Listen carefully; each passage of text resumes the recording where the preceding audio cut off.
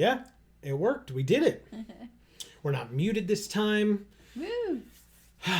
Everything's coming up Millhouse. So, what's going on, everybody? Welcome to the stream, or should I say welcome to the stream. Happy Friday, everybody. Let's pull the chat up so we can see what all of you lovely individuals are saying and how y'all are doing today. But it is great to be here. Great to be back.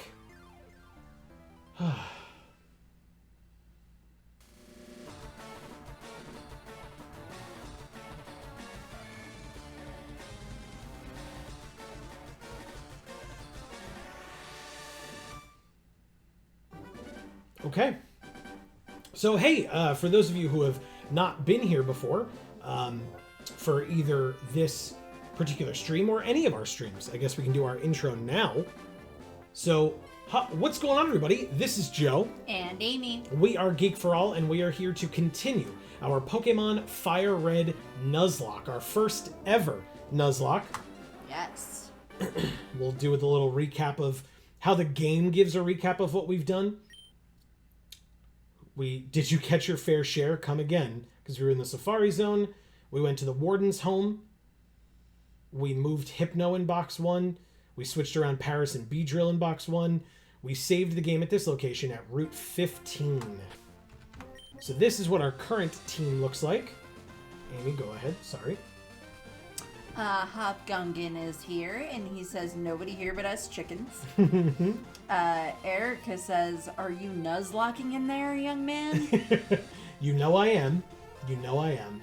By in there, do you mean like in your computer or phone screen? Because that's actually very funny to me. Just like tap on it. Yeah, I'm just like the little, there? yeah. We're just the little people that live in your computers. That's Nice to see you both. Yes. Thanks for being here. Happy Friday, one and all. We've got Good Girl, Batman, Carpe Diem, Margarine, Thanos, and Sylvester. I mean, we're going to be fighting a bunch of trainers today. We've already gotten our encounter on this route. And we're going to be kind of making our way back up northeast from here. And then kind of trying to figure out what we're going to do with or about Sabrina, the Rockets, the Fighting Dojo, etc. So I guess, in fact, before we do that, let's give everybody a little look-see at what we've got in our box as well, so that we can determine, as I believe Hob correctly pointed out last time, before we go up northeast, if we're going to be making a team for Sabrina and or the Fighting Dojo and or the Rockets and or whatever, we should probably figure out who that team is actually going to be. I suppose. Because the Pokemon that we have now are awesome, don't get me wrong. But we could also have people like One Stone, or Gluttony, the Snorlax, or Big Casper, the Haunter, Simpsons, the Hypno, Honeybee, the Beedrill, as well as a bunch of these Pokemon that we caught last time. Hostess, Sofa King, Conjoined, and Lunar. That was all in the last stream we caught those 4 Pokemon too. Nice. Erica says, with all the love in the world, if I ever get to the point that I believe a tiny married Italian couple lives in my phone and plays Pokemon on Fridays, I urge you to cut me off. Fair. Yeah. Anytime. Hob says it's usually best to do Silph first, since the Rockets on the early floors are lower level. Yeah, and plus there's a ton of them, and it'll be good for experience and stuff like that. So that's completely fair and understandable. Plus, we can't get into Sabrina's gym until we finish Silph. So, So, with that being said, if this is our team, obviously against the Rockets, I mean, you know, individual Rockets are going to have, like, poison types, possible exploders, or self-destructors. So Are you sure it's not the Rockettes? Unfortunately, it's not. It would be better if it was. So we would need people like Sylvester or Big Casper for the self-destructors. For the poison types, Simpsons, and or our own poison types like Big Casper and others who would resist poison. By the way, that also counts for Sylvester, as a part ground type would resist poisoning. He's got 3 nips. Who has 3 nips? Sylvester. See? Unfortunately, I do see. I always looked at that as a beard, but thank you for pointing it out as nipples. I appreciate that. You're welcome. I guess because of that, see, the unfortunate thing is, right, we just talked about Big Casper being needed for like 5 different reasons. So I think that means we might want to get rid of Thanos because, you know, Giovanni and ground types and whatnot. Erica says, I'm thinking that Gluttony is our best Pokemon for Sabrina. Oh, for Sabrina, 100% agree. 100% agree. Absolutely. Look at her. I was about to say him, but look at her. She says, and now Joe has learned how we milk a Graveler. Probably very forcefully, nice. I imagine. It is a rock. Hey, notably, also Gluttony has immunity, which prevents poisoning. So there's that. That's nice. Yeah. In fact, while I'm here, let me quickly look up. While you're doing that, I'll get my water because I left it over here for some reason. Don't do that. You need that. It is dumb that I did. That's correct. All right, where are you? I just have to not run over my cord as I reapproach the desk. That is important, yes. All right, so all I was doing was looking up the level of Sabrina's ace because we don't want to overlevel. And so it is 43, so we've got a ways to go. Okay. Yeah. No problem. So we'll take Gluttony in place of probably Batman, to be honest. Even though it's got a dark type attack, it is also part poison, and psychic types are pretty good against poison, so we don't want to have to deal with that. We probably want Simpsons. Erica says the milk is the color of damp sand and the same texture. Hobbs says, again, if it wasn't a Nuzlocke, saving up for Shadow Ball and teaching it to Simpsons absolutely breaks Sabrina's gym and Bullseye's Alakazam. Fair enough. So yeah, I mean, this feels like the team, right? Is there anybody that I'm missing?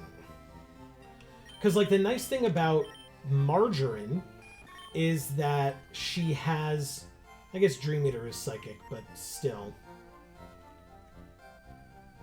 Okay, so we can't save up for Shadow Ball because it's a Nuzlocke? Well, mainly because, like, we would want to be using our money for, like, healing items and stuff that we're going to need in battle, balls to catch Pokemon, etc.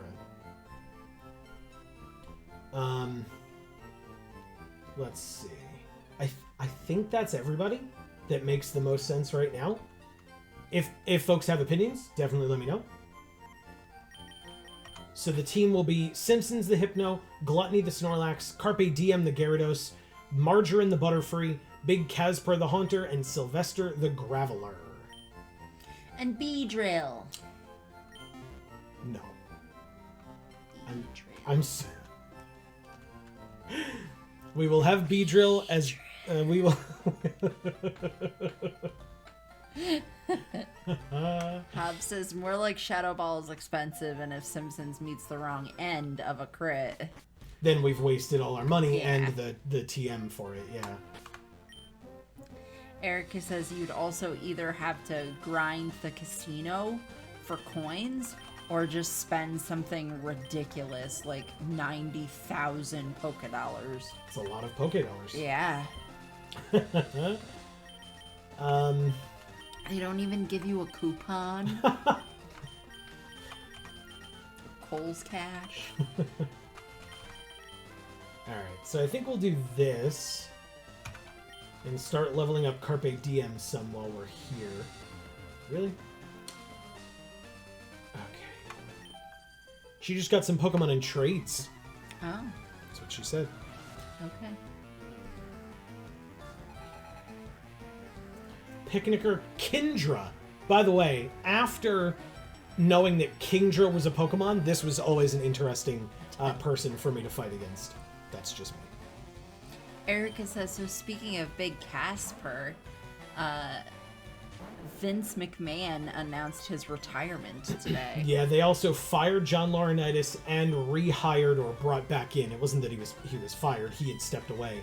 But they brought back in Triple H as the head of talent relations, which is where John Laurinaitis was. And yeah, they had kind of always set him up as the fall guy, Laurinaitis. Or once this all started coming to light. All right, well, Carpe Diem, not looking great. Let's go to Margarine, sure. Yeah, but John Laurinaitis is at an age where it would make sense for him to retire at this point anyway, right? Well, yes. So I'm sure they're still like giving him some kind of like a package or whatever, and being like, oh, who cares? Like, we had to fire you. Yeah. But go be happy somewhere else now. Yeah, I mean, that's a totally different story. I'm sure he still is getting, like, royalties from being on Total Divas and all that other shit, right. So, like, yeah. You missed a lot, I think. Oh. God. Okay, drink water first. That's important.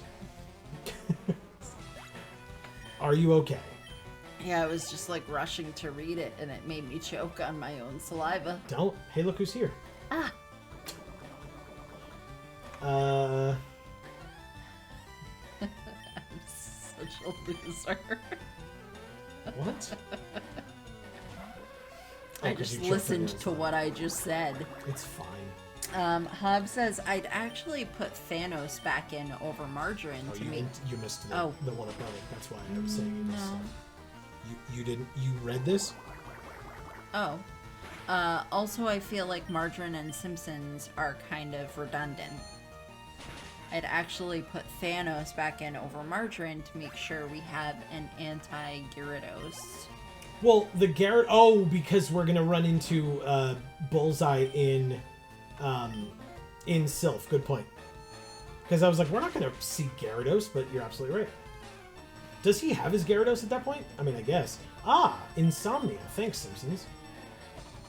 Erica says, so here's hoping WWE can move in a better direction and treat its talent more like humans. Yes, especially Hopefully. its female talent. From what we have been reading about people who have left recently and the things that some of the female talent was told about themselves. Whoops. Nope, not bad. Gotta check Pokemon health totals so that we can make sure 2 people are poisoned, but 18 is the one we have to care about for Margarine.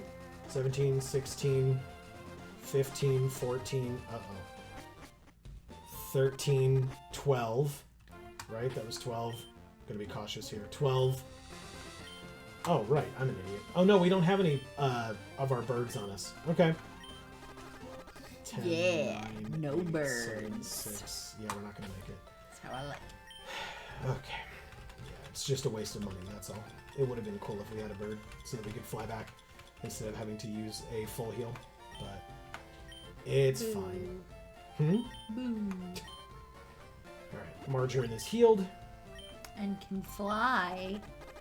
Yeah, but can't fly while we're holding it. It's just a butterfly. It's like... Oh my god, imagine if butterflies were that strong. They could carry a human while they flew. That'd be sick. Erica says, I believe at this point, Bullseye should have his Jolteon, Pidgeot, and the Grass, Water, Fire trio. Right, whatever his starter is to combat our starter. Which would be Charmeleon / Charizard. It's poop. It's poop? Is that what you said? Yep. Hub says he does, but also this is sort of the time we want to build up what we hope we will... Hope will be our final team because trainer XP is finite and levels are jumping up. Oh yeah, I mean, if I have to grind, I'm I have to... thinking ahead as well. Yeah, I mean, if I have to grind, I have to grind. That's kind of whatever, but still. When I saw XP, I was like, is that just... An emoticon? Yeah, a face with a tongue sticking out. Nice. I had to, like, keep reading and then go back to it when I realized it was actually a word.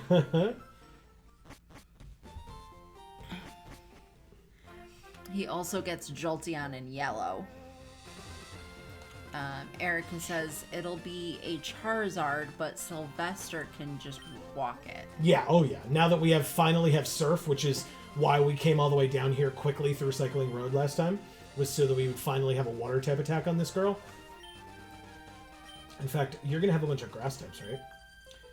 She raises Pokemon for protection because she lives alone, she says. Oh. Beauty Olivia. With a Bulbasaur. I was right about the grass type thing. Okay, let's intimidate you. Oh no, your attack power. Let's switch to probably Simpsons again. Because it's part poison, so the confusion. Razor Leaf. Good, okay.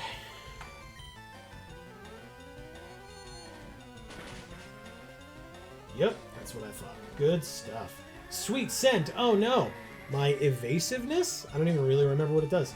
My evasiveness.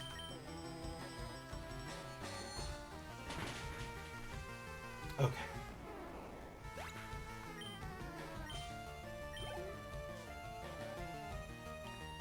Ivysaur.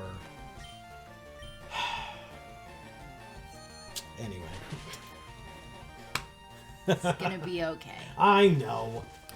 We have Paris. I love Paris. I mean, it's fine. Erica says, so, my audition is in 3 days and I'm nervous. But you're deciding to... But you're deciding to do it, and that's really awesome. And obviously break a leg. Good luck. Hob says, so every revival gets Pidgeot, Alakazam, Rhydon, and the other 3 is a starter or an equivalent. Bulbasaur, Executor, Gotcha. Charizard, Arcanine, and Blastoise, Gyarados. Cool. Erica was saying Sylvester with a rock type attack is ×4 against Charizard. Yes, very good point. Absolutely right. Look at that. Strength on you, I guess? Yeah, that's about half. Wing attack should not do a ton. It did not. Cool. It's 4 levels higher than us, by the way. Doesn't seem it. I know. Okay. Those birds suck. Wigglytuff. It's a Wigglytuff. Tickle it. She looks very shocked. Tickle it. Disable on our strength. It's Fine. not shocked. It's singing to us. Right. Silly me. Duh. Duh. Hey, a critical hit on that Surf. Nice. Speaking of which, it tried to use Sing. And it failed. Damn it. So now we kill it with a bite. No. I love you, Wigglytuff. Level 26. Jesus, those stats. Oh my god. So cool. I was shaking my head and my hard hair was moving. It felt weird. That sounds weird. Alright, so, well, whatever. We have Carpe Diem at the top. It's like part poison or fighting. Fork over all your cash when you lose to me, kid. That's what he says. Suck it. Alright, 3 Pokemon. Coughing. Any chance of blowing up on these guys? Because I guess I should probably... I mean, Intimidate is nice, but I guess I should probably just switch to Sylvester here. Oh, I guess, or Big Casper, right? It's right there. Why not? Hub says, also good luck, Erica. I hate auditions, which is one reason why my acting career stalled for so long. What are you auditioning for? And Erica says, I'm auditioning for a local production of the musical Assassins. And she's gonna do great. Yes, she is. Yeah.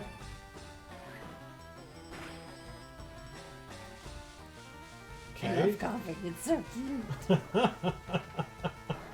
I'm glad you like it. It did 1 damage to us with that smog. Nightshade's Tickle it.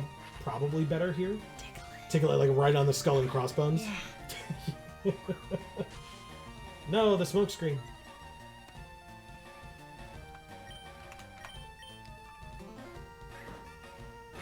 Done. Yeah, Hub says, oh, never heard of it. Hope you get it.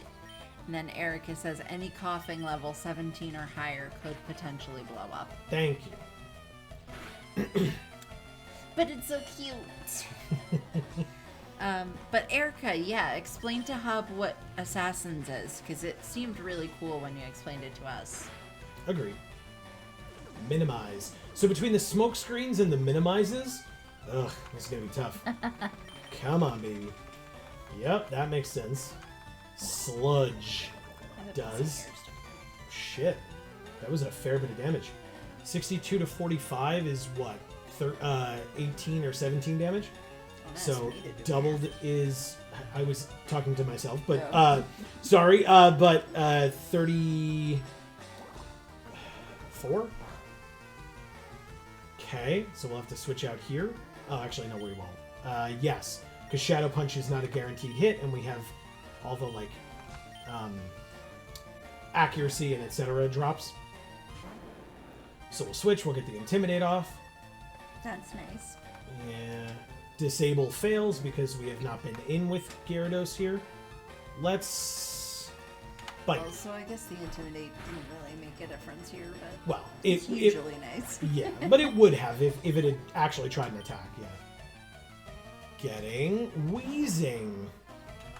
So yes, back to Big Casper. Okay, so I'm going to mess with experience a little bit here.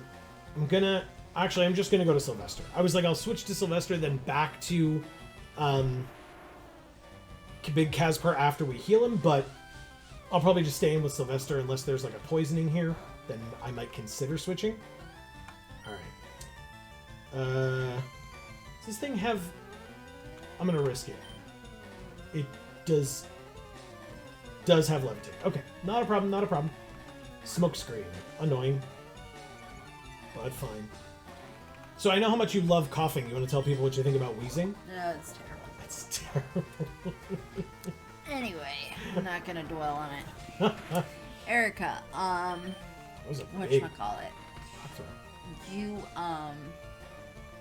You explained what Assassins was. It was cool. Please explain it again, if you can. And then, is there a certain part you're going for, or are you just trying to, get in the show? Did you explain this to us already, and I just forgot? Or... So we were poisoned. These smoke screens, holy fuck, get out of here. Ooh. So annoying. Rock throw is not accurate to begin with, but... No, it's not. Battle's here. He says hi. What's up, Hi, Battle? Battle. Happy Friday. No, so close.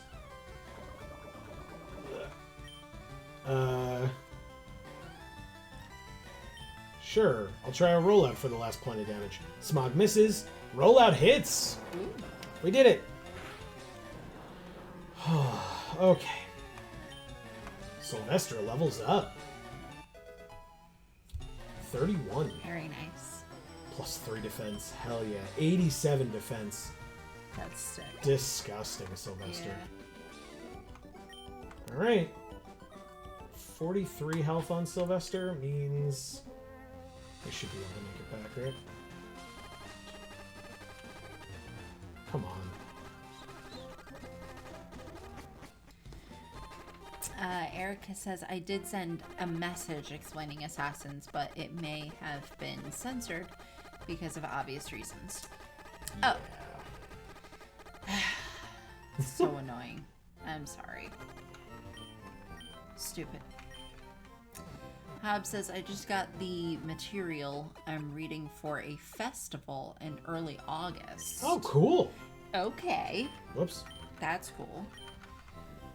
Battle says, pulled 2 Charizards. Okay. In like a booster pack? Let's see. There would be 2 in 1 pack? It depends. Because, like, that can happen in Magic, right? I don't know the full layout of Pokemon packs, but in Magic, right, you can get a regular rare and then a foil version of that same card, theoretically. Yeah, I guess.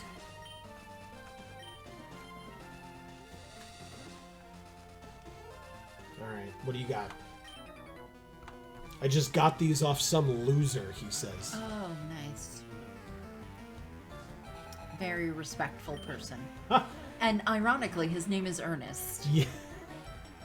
And he has coughing, isn't he? Just what you've always wanted. Alright, Big Casper, bring it on.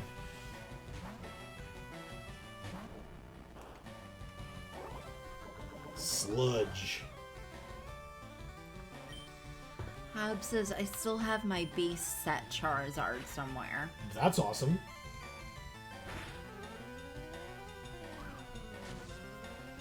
Base set is what, like the first Pokemon cards that ever came out? Yep. Sick. I played when base set was around. My nose is so itchy for I some reason. don't know that I ever had a Charizard. I think I might have had a Blastoise back in the day. But I do not have those cards anymore. So. Erica says, I'm hoping to be cast as one of the assassins and not just ensemble. Okay. I'm planning to audition specifically for John Hinckley Jr., Okay. who tried to KO Reagan, because I think it fits my type best. Okay. Yeah. Okay, cool. And then Hob says, I'm just not 100% sure where my old decks are. Fair enough. Is anyone? It's mine are actually literally right there on the table behind me. You might even be able to see them. They're to the side of the. Can I like if I turn this way, you might be able to see them better. Oh yeah. They're in a Ziploc right over there. Those are the decks. One of those decks. No, both of them. I've been playing since I was in high school, which was years ago. So. She says, also, Hinckley sings Unworthy of Your Love, and I adore that song. Okay, I remember you saying that. Okay, now I'm back. I'm back to where we were talking about this last time. Got it. +3 special attack and +3 speed. 61 and 71. Look at that. Okay. Wheezing. Nightshade. Hob says, tried to impress Jodie Foster. Sorry to tell you, guy. ...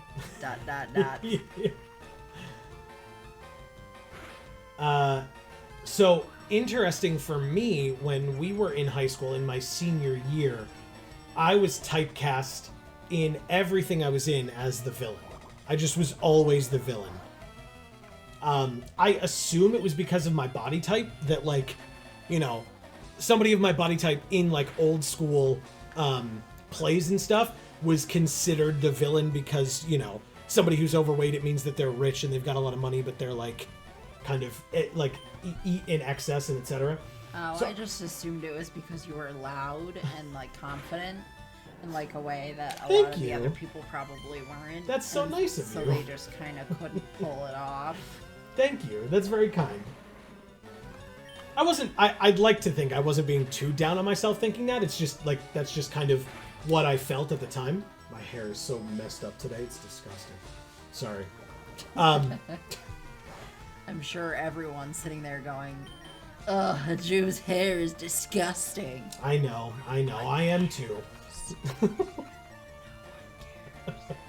But yeah, I was the villain in Oliver. I was Mr. Bumble. and in my senior year, and then we did a murder mystery, and I was the person who deservedly got murdered, to the point where when I fell to the ground dead, the audience cheered. So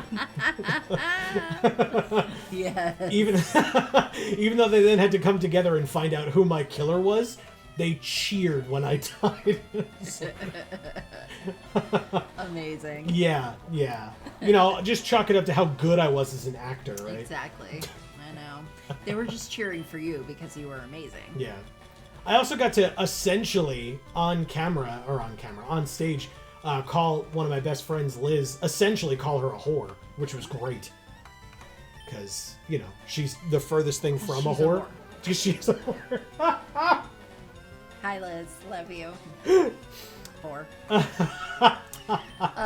She'd call you a whore right back. She would. Yeah. I know. Yeah, she's like the opposite of a whore. Big time. Erica says also looks like my storm luck has kind of run out after weeks of great luck with barely any chance of storms. Tomorrow it's finally gonna be a spooky one. That sucks. Yeah. I mean, the earth needs rain at this point. God, yeah. Do we have anybody with cut on us? We do not. Who has cut? Beedrill has cut. But I'm sorry it will be thunderous and lightning-ous. You just, I don't know. You just said the same thing twice, and never mind. It's fine. I hoped it would make more sense the second time, but it didn't. No, it did not. No. All right. I think what I'm going to do is I'm going to just go in here very quickly. I'm going to take out Beedrill, and I'm going to take out. No, I guess I'll just take out Beedrill. I'll put in somebody very quickly. Oh, probably Thanos for this part for now, but just very quickly so that we can... You're welcome. Honeybee's on the team. Yay! You hear that, Erica? Honeybee's on the team. That'll make you feel better.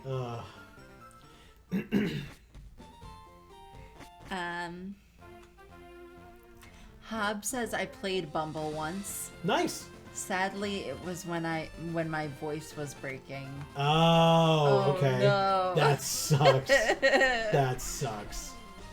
I will say, when I played Mr. Bumble, we had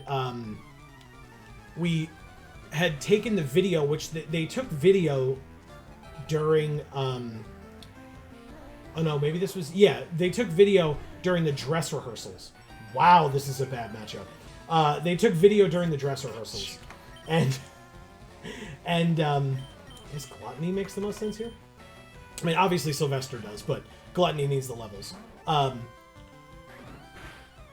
5 damage. Cool.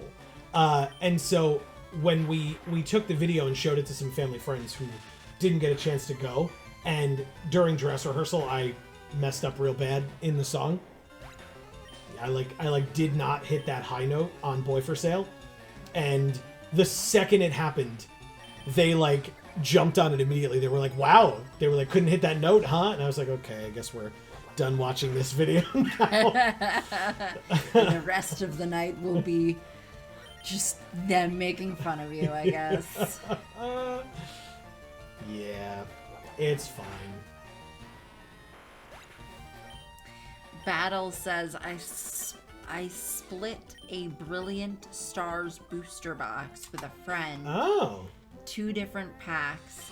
Got a V and a V star. That's cool. Alright, do we have any paralyzed heals? Because if not, I'll use a full. Unless I passed it, I do not see any. So, full heal it is. Hob says I love playing villains. Villains are the best. Oh yeah, don't get me wrong. I didn't dislike playing villains. I just I was just always cast him that way. Yes. Well, I mean, not in South Pacific. Well, no, it was in our senior year that I got cast like that. Yeah. In everything. You're perfect. Help me train my little brother. thanks. I'll look at that first half. I'm perfect. Thanks. This is her little brother? That's what she said. Okay. Crushkin. It looks like a 40-year-old man. Crushkin, Ron, and Maya. Okay. Hitmonchan and Hitmonlee.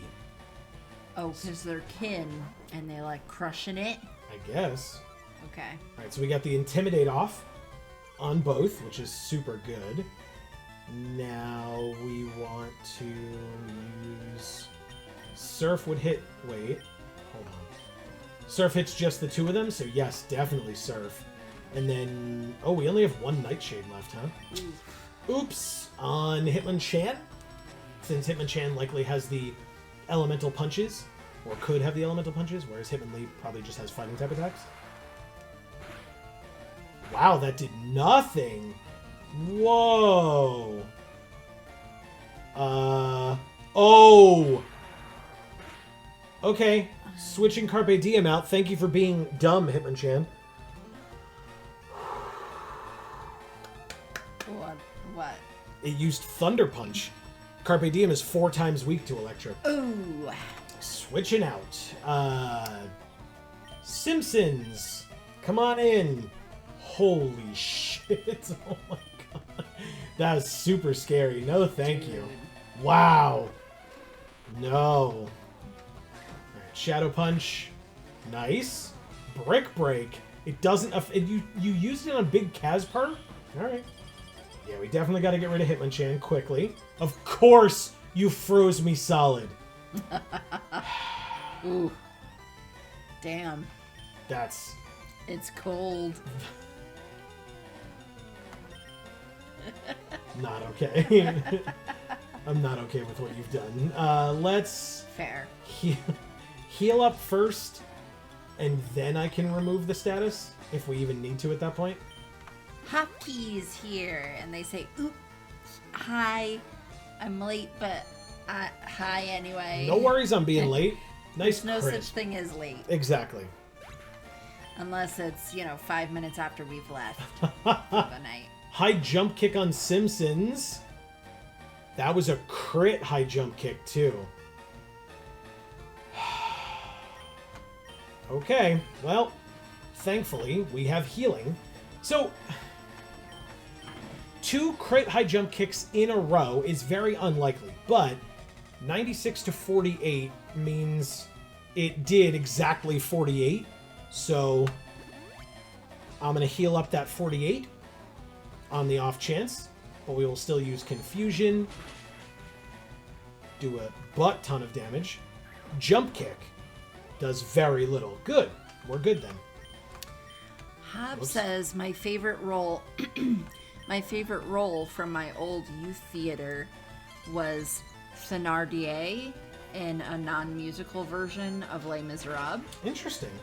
I pretty much just channeled Brad Dourif's Grima Wormtongue. Okay. Ooh, Carpe Diem leveled up. I was like not paying attention to who it was that leveled. No special attack pluses on Carpe Diem, which is probably why that Surf did garbage damage. Yeah, 36 special attack. Oh, Carpe Diem. That's pretty bad. Yeah, it is. Crushkin, Ron, and Maya, maybe? Mia? Ron, you have to focus. Concentrate on what you're doing. Alright, well. If there's one more trainer over here, how are we looking? I mean, Big Casper's frozen, but otherwise we're okay, I think. So yeah, let's just do this. What's cool and happening? Trading Pokemon. I was like, don't ask me. Celia. Picnicker Celia has a Clefairy. Catch it. It's hers, we can't catch it. Tickle it. Tickle is not an attack in this generation, I don't think. But it's an attack in other generation. Uh-oh. It's wagging its finger at us. Cotton Spore. Oh, wow. That's racist. To harshly lower our speed. I've ignored it. I'm moving on. Okay. Evasiveness, and then just do it again. Yeah. Sorry, Amy. Hi, Clefairy. I love you. Wow, that was no experience whatsoever for Carpe Diem there. Okay, well. Hob says, I still love that the son of the guy who played Mr. Bumble in the 1969 Oliver ended up playing Watto in Phantom Menace That's awesome. and Attack of the Clones. Very cool. That sounds cool. Do you remember who Watto is? I have no idea who Watto is. Watto's. Did you ever see the prequel trilogy for Star Wars? Yes. Watto was the little blue flying dude who had like the tapir nose. Yeah. Yeah. Right. I don't need cut anymore, so there you go, Amy. Honeybee was on the team. You saw it. Yeah. You can't say she wasn't. You can't say she wasn't. Hopkey says, LOL, in that case, I'll show up 5 minutes after y'all left to prove I'm late. Alright, let's, And then says, of course I'm kidding. Of course. And then Battle says, what console is this? We are not playing on a console. This is are... an emulator? Yeah, because we, One, I don't own this game, but I owned the other games that we played. I owned Red and I owned Silver. I still do, actually. But I don't have a good way of capturing our plays on an actual, like, Game Boy or Game Boy Advanced or whatever. Right. So I'm using an emulator solely for the purposes of recording, and in this case, for allowing impossible evolutions as well. So we don't have to worry about, like, trying to figure out trade nonsense. So... Hopkey says, originally Game Boy Advance, but I played it on my Nintendo DS. I don't know about them. And then Erica says they turned Big Casper into a grape popsicle. Let him out. Nope, he stayed that way for quite some time. He stayed in there and had to think about what he did. Oh, wow. He's Haunter. He didn't do anything bad. He's adorable and perfect just the way he is. Jesus, that was a lot. He also is a ghost, so I don't know why he didn't just phase through the ice, but, you know, I'm just here. He's frozen. So he's stuck still. Is he, though? Yes. Is he, though? Yes.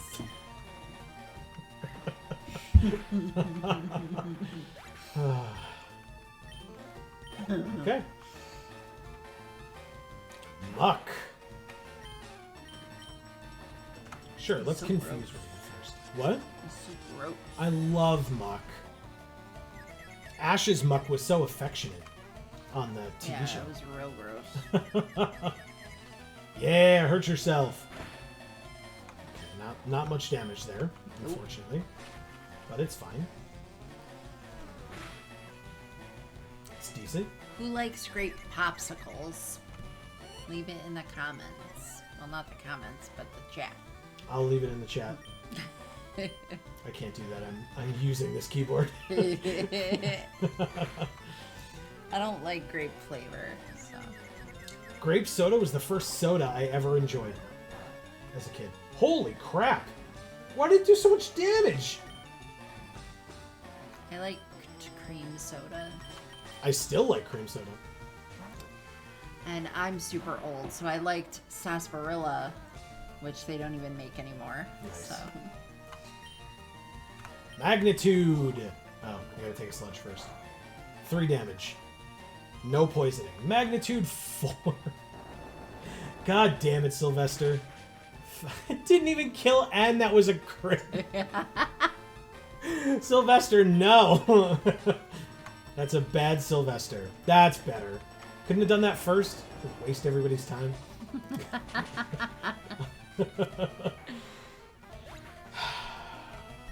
Okay.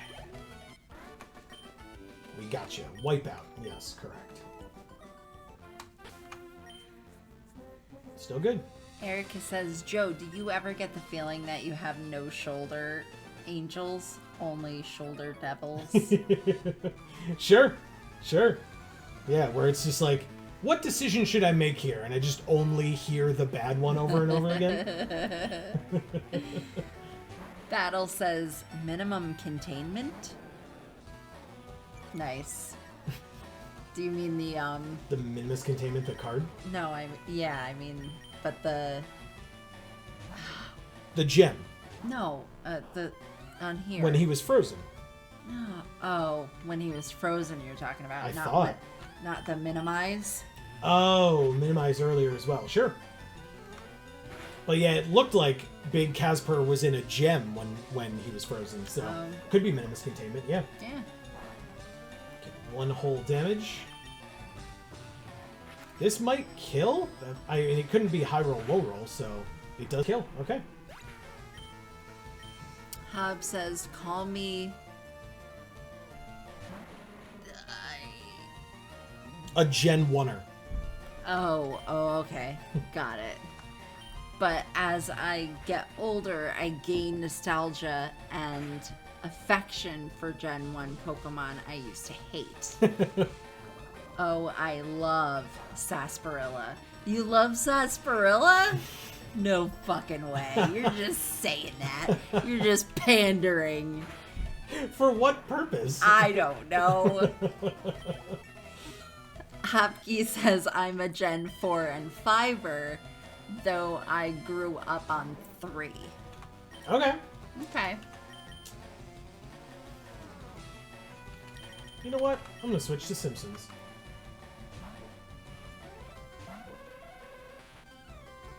Oh god, Screech. We're still okay. Confusion.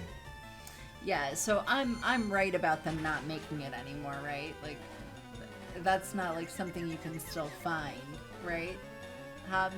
I don't look for it, so that's definitely a question for Hob there. Hurts itself for the kill. Very nice. He says, I haven't had it in years. I'm Googling to see who still makes it. Yeah, I don't think they do. Because I think it's too similar to root beer. And yes. So they just leaned into the root beer thing because it was much sweeter. Which is why, of course, I liked the sarsaparilla, because it was kind of like a savourier root beer. Root beer's delicious. That's my favorite soda. I could probably just use a potion on you, Big Casper. A regular potion. I only have 3 left, but I can go get more later. Sure. Battle likes great popsicles. Nice. Smart choice. I was a Fudgesicle fan. That was the popsicles I liked. Okay. As a kid. Coughing. And he says, LOL, minimus autocorrect. Nice. Gotcha. Yeah. Nice. Alright, nope. We will switch to Big Casper again. Big Casper works really well against these coughings.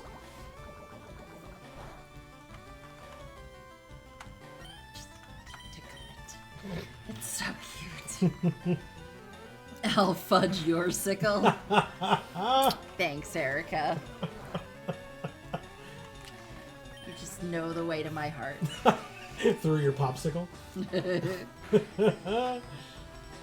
Smoke screen. It's fine, I'll just Shadow Punch. Hub says, look on Amazon. A bunch of independent companies seem to bottle it. Cool. Okay. I mean, I will check that out. These days, with so many, like, kind of independent brewers for, like, IPAs and stuff, I guess that makes a fair bit of sense. That maybe it became a bit more privatized, you know? As opposed to, like, the big name companies doing it. Disabling Nightshade. Okay, good. Maybe we'll just Shadow Punch. I'm pretty sure it was just the kind of thing where, like, the companies stopped making it all together, and then people like us were like, man, I wish they still had that. Yeah. And then they just, started making it. Mm-hmm. Dave Mann is here, and he says, lurk, heart. Thanks, Dave. Hi, Dave. Heart back. Yeah. In 8 minutes, Dave is going to be streaming over on his channel on Twitch, twitch.tv/DAN314, and he will be playing some Overwatch 2, I assume, beta? Oh. It's Overwatch or Overwatch 2, but I'm relatively certain it's Overwatch 2. Erica says, my favorite popsicle used to be those orange-flavored push-up pops. Oh, okay. I need to burn some time. Shut up and battle. Oh, I also really liked the strawberry shortcake ones. Oh, with the With crumblies the crumbs on the outside. Sure. Yeah. Alright, so Grimer, who did I use against you? It was Simpsons, right? Let's do it. Because it could be Sylvester with the magnitude, but it's just going to be Simpsons with the confusion, no big deal. And Simpsons should level up from this, too. I didn't like the push-up pop ones because I thought they were too messy. They used to like get on your hands and stuff. I don't like that. Not if you did it right, it God. I didn't eat anything fast as a child. Okay? Or as an adult. Fuck you.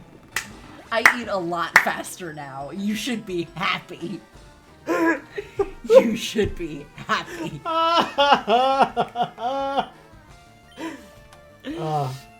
Nothing but love.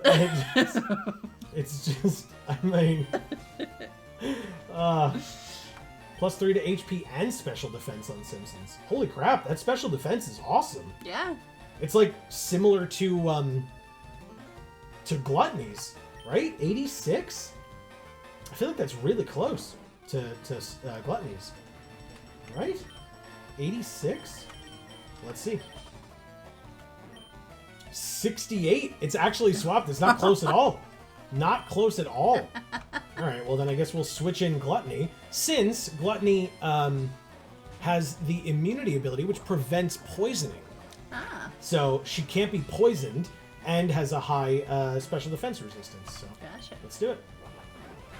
Hopkey says, I like the patriotic popsicle, red, white, blue. Okay, sure. Okay. Oh, the like bomb pops or whatever they're called? Yeah. You might not be able to say that in chat, so maybe that's Right. why you said it that way.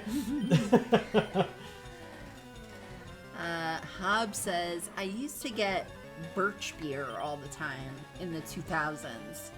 Stop and Shop had some in its generic line.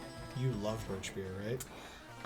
So no, Oh. birch beer is fine. Oh, okay. I get birch beer because, for a period of time, used to get birch beer because that was when you didn't know if there were any root beer brands that were gluten-free. Sure. And nowadays you do know. So now I don't have to get birch beer, but birch beer didn't have caramel color in it. Or at least the one that I got, because I got the clear one or whatever? yeah, it was clear. So it didn't have caramel color in it, which a lot of times is gluten, and they're just not telling you specifically from what. Nowadays, they usually tell you what the caramel color is from. So they'll usually say it's from corn, or it's from barley, or it's from this, or it's from that. If it's from barley, I can't have it, and if it's from corn, I can. And nowadays, you know, A&W specifically says it's gluten-free, and I think Barks may be as well. Don't quote me on that. But I'm not a big soda drinker. I'm really not. Neither am I. I mean, we just talked about it a bit, but yeah, no, me neither. But Erica says, oh, hell yeah, I love those red, white, and blue popsicles. We call them bomb pops over here. Yeah. Hopkey says, oh, true, they are. I just forgot. Yeah. No And worries. then Hob says, yeah, birch beer is the clear one. Yeah, there are some that are like, I don't know, they're like murky. They look like dirty bath water. But some of them are like actually clear. So they just look like water, you know. But obviously carbonated. And then Battle says, did I tell you about old dog bone deck idea. Oh, no. Go for it. My old dog bone deck idea. It's pretty cool. Oh, do you mean Gnawbone? Oh, old Gnawbone. Okay. What is that, the dragon? It's a green dragon. Yeah. That's a great card. That is a good card. All right, so did I do the wrong thing? I did do the wrong thing. We are going to go catch our encounter on Route 14 or whatever it is. And I took the wrong Pokemon. I want Margarine. I don't mind having a bike back, but I kind of took Fear itself because I figured I would fly back, but we don't need to. We'll just bike. No, because birds suck. That's definitely not why, but okay.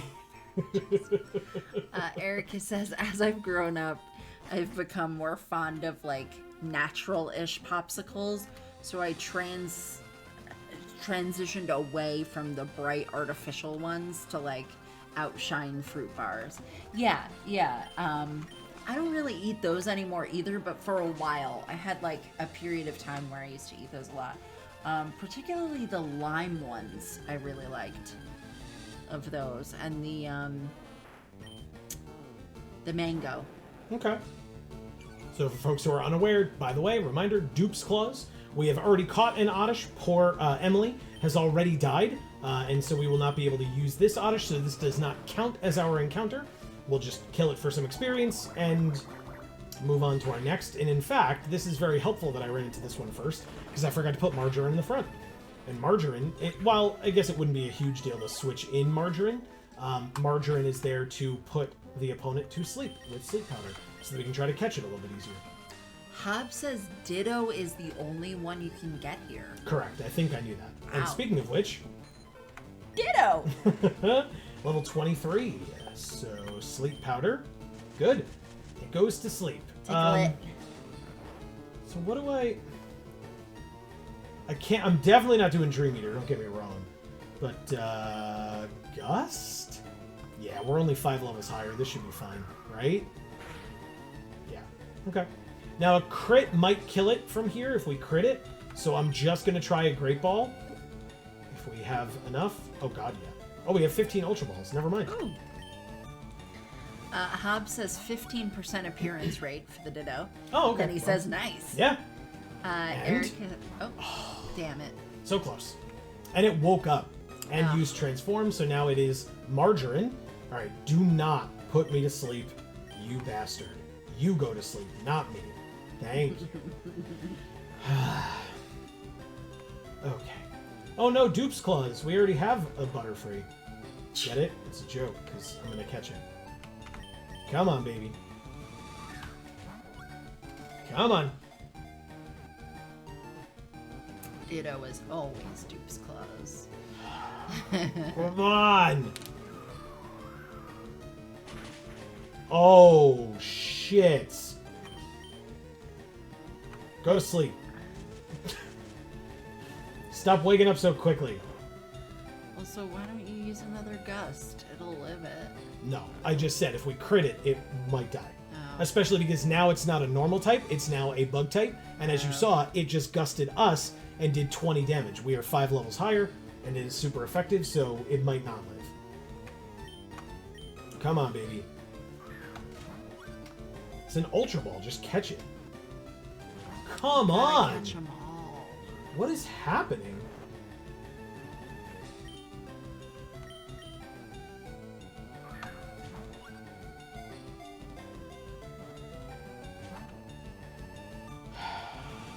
And it woke up, and it used Dream Eater. That won't work for you, Ditto. Guess I'll put you back to sleep. Go to sleep. Okay. Can't hit it with, like, confusion or something? Probably shouldn't. I don't want to risk it.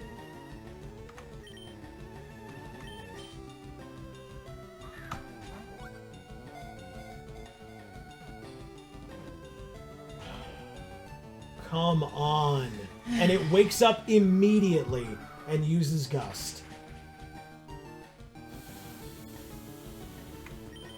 Go to sleep. Erica says, oh yeah, love the Outshine Lime bars. They make a killer blended margarita if you blitz them with tequila and more lime juice. Yeah, I'm not a drinker. I now have to heal because I've learned my lesson thanks to Gluttony over there. It woke up immediately. Is Early Bird an ability that's available in this generation? Because holy shit, this is so annoying. Go back to sleep.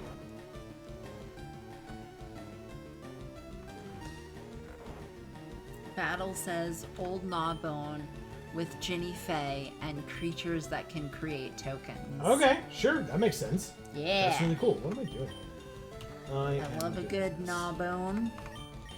And I dressed as Ginny Faye. I don't really love her as a character necessarily, based on, you know, the lore. But I did dress as her, so I'll take it. It's still asleep. I swear to God, Ditto. Holy shit. What is happening? Just...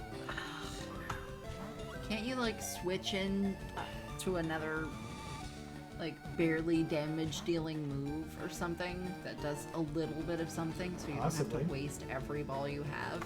Possibly. Try the confusion we were talking about. That was a crit, and now it's confused, so don't wake up. Don't hit yourself. And there goes our encounter. We lost it. Okay. I mean, 7 Ultra Balls not catching it? What a fucking waste. Okay. So no, Amy was the answer to your question. I could not have done that. Everything had to have gone wrong, which it did, but still. I mean, I asked if you could switch a different Pokemon in, which is... Every other Pokemon we had except for Honeybee... Okay. Sorry, I'm trying to explain it to you. Every other Pokemon that we had besides Honeybee was a higher level, and so would have done drastically more damage. Confusion was probably our best bet since it was part Bug type, which means it was resistant to Psychic. But everything had to go wrong in that we confused it. We didn't crit it, but we confused it. It woke up and it hit itself all in the same turn. So it's fine. We don't need the Ditto. It's just, you know, just frustrating that that occurred. That's all. All right. Hob says, I know in Gen 1, Weird Code actually makes Great Balls better in this case. Okay. Don't know if they fixed it in Gen 3. They must have. And then Erica says, you know what ability it has, though? It has Compound Eyes. Oh, okay, because it... Okay, I didn't know if it took the ability as well. I didn't remember how that worked. So, okay, that makes sense. Hob says, Early Bird is... but transform copies even abilities. Gotcha. Thank you. Thank you. Erica says, I mean, also there was a 0% chance of using a Ditto anyway. That's what I was saying. Yeah. Hob says, Bug doesn't resist Psychic. There you go. And Hopkey says, have a lesson, so I'll be lurking for now. Okay. Good luck. Have fun with your lesson, or at least like have it be good, a good learning experience. Sure. Yes, that's what I mean to say. All right, look, Amy, it's your favorite. These 2 little girls. Yeah. These twins, Kiri and Jan. Mocan's here. He says just dropping by to say hi. What's going on, Mocan? Great to see you. Happy Friday. Look how cute they are. They have my haircut. They also have Charmander and Squirtle. They're so cute. And we have our water and electric types. Tickle them. Erica says also, just to kind of remark on a thing Hob said earlier, we can always VS Seeker. Oh, okay. Grind if we really need it, so trainer experience isn't actually infinite. Good point. I don't don't know what y'all are talking about, but that's okay. Oh, it isn't actually finite, not infinite. Oh, okay. Yeah, But yeah, see so that now. a Versus Seeker is an item that we got earlier that Erica correctly reminded me to go get in Vermilion, I believe, where you can find other trainers that you've already faced before and face them again with the VS Seeker or the Versus Seeker, so that you can face them again, get more experience from their Pokemon and more money in it. Oh, gotcha. Because I know in some like Nuzlocks or challenges or whatever, there are certain like richer characters who have a ton of money that people tend to go back and use the Versus Seeker to fight them over and over again because their yield is a lot of cash, and so they can kind of grind money that way to then be able to buy things that would otherwise be outside of their financial reach. Hey, look! We have one of those. Huh. Mocan says they added the Versus Seeker to stop you from being able to be soft locked. Okay. Gen 1 is infamous for you needing money at certain points in the game. Hob says getting screen caps for my LP for the first time since I got sick a few weeks ago. Oh, okay. In Blaine's gym, showcasing the quizzes, and I wish Tombstoner/Tombstoney was a real move. Yeah, because one of the questions is like, which of these is not a real move or which of these is or whatever, and like Tombstone or Tombstoney is one of the choices that like is not a real move, but it sounds really cool. It's weird. All right. Have you heard the legend of the winged mirages? Ooh. I have not. It's presumably about Articuno, Zapdos, and Moltres. They're birds. Yep. They suck. It's far-fetched. Level 33. Jesus. I do like leaks. Okay.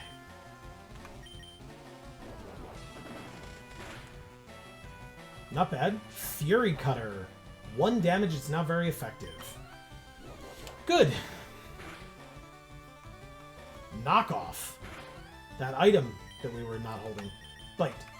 Okay. There goes Farfetch'd. Thanks, Carpe Diem. You're the best. Okay. Why? Why'd I lose? I mean... You had 1 level 33 Farfetch'd against my Gyarados? That's why? I have... Sorry, go ahead. I was going to say, he asked if I taught my bird Pokemon how to fly. I said I have taught my bird Pokemon how to fly, but Amy doesn't want them on the team. Yeah, suck. Erica says, "Aw, hell yeah, it's my homeboy Chiding." Yep. Hob says, "I like playing necromancers in games." Okay. And Mocan says, "Shading on the GBA sprites always looks weird to me at a smoothed high resolution." Yeah. Yeah. Oh god. Oh god. Okay, we're good. That was very scary. But yes, I agree. It's, you know what? I don't hate it. I like the higher resolution of it, but I totally understand what you're saying. Firo. Hob says, which reminds me, I need to up my necromancy perks next time I play Skyrim. Nice. Oh, Pursuit!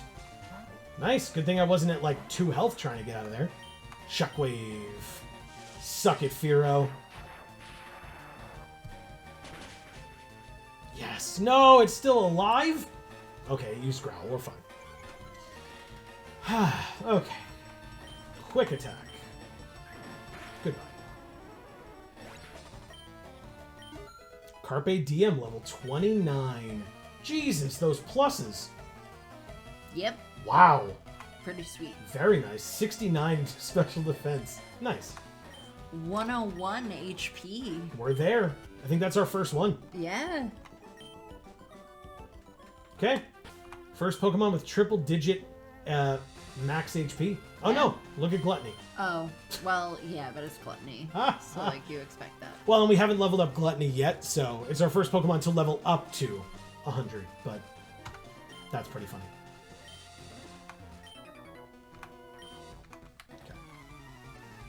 Mokan says, also, you'll notice a lot of mentions of bird Pokemon in Gen 1. It used to be a type, replaced by the flying type. In the original Gen 1 games, it was still in the code. Oh, interesting. Missing number? Missing no? Missing no. Was the only one. That's cool. I guess I'll just use a healing item here. Something like this around.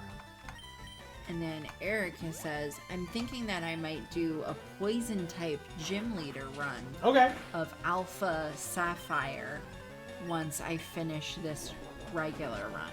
Okay. That'd be cool. Oh, you're doing a regular run? I thought you were doing the, like, wedding one. I think that was before. Oh. Alright, Pidgeotto's down. Alright, not bad, Carpe Diem, not bad. What do you got? Fearow again. Okay. I mean... it's probably best to try Thanos. Leer, good. Good choice. Good choice. Shockwave. Come on, baby. Same level? That kills. Thank God. She Beautiful. says, oh, I'm doing a wedlock. Yes, just a different game. Gotcha. Okay, so I'm not crazy. Well, I am, but that's separate. Mokan says, I hope a lot of weird intricacies? Is that what that's supposed to say? Sure. About Pokemon games. I know. Did I say that? You said I hope. I know a lot of weird intricacies about Pokemon games. Played them a lot and also done a lot of research for multiple TTRPG Pokemon games. Nice. That's really cool. And Erica says, I just bought a physical copy of Alpha Sapphire because it's my second favorite Pokemon game. Nice. And really missed it. Sure. That's cute. That is cool. Alright, so we go out. I think what I'm going to do is now, every time I come across a bird keeper, because there are plenty of them on this upcoming route here, I'll probably just switch Thanos to the front instead of Carpe Diem, especially because they're now at a comparable level. Like before, Carpe Diem was like a little lower than everybody else. So I wanted to be able to get him up to where he needed to be. But now I think it's more important for Thanos to just be out against things that they can like one-shot. So, whoops, not strength. I love how it says can't use that here. You definitely can. We're in the overworld. There may not be anything to use strength on, but still.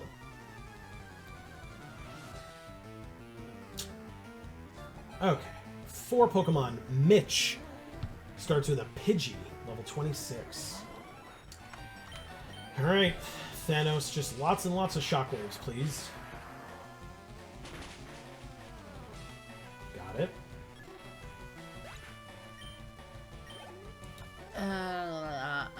Hub says, I won a bunch of master rank contests in Ruby for the first time as I was watching you guys struggle through normal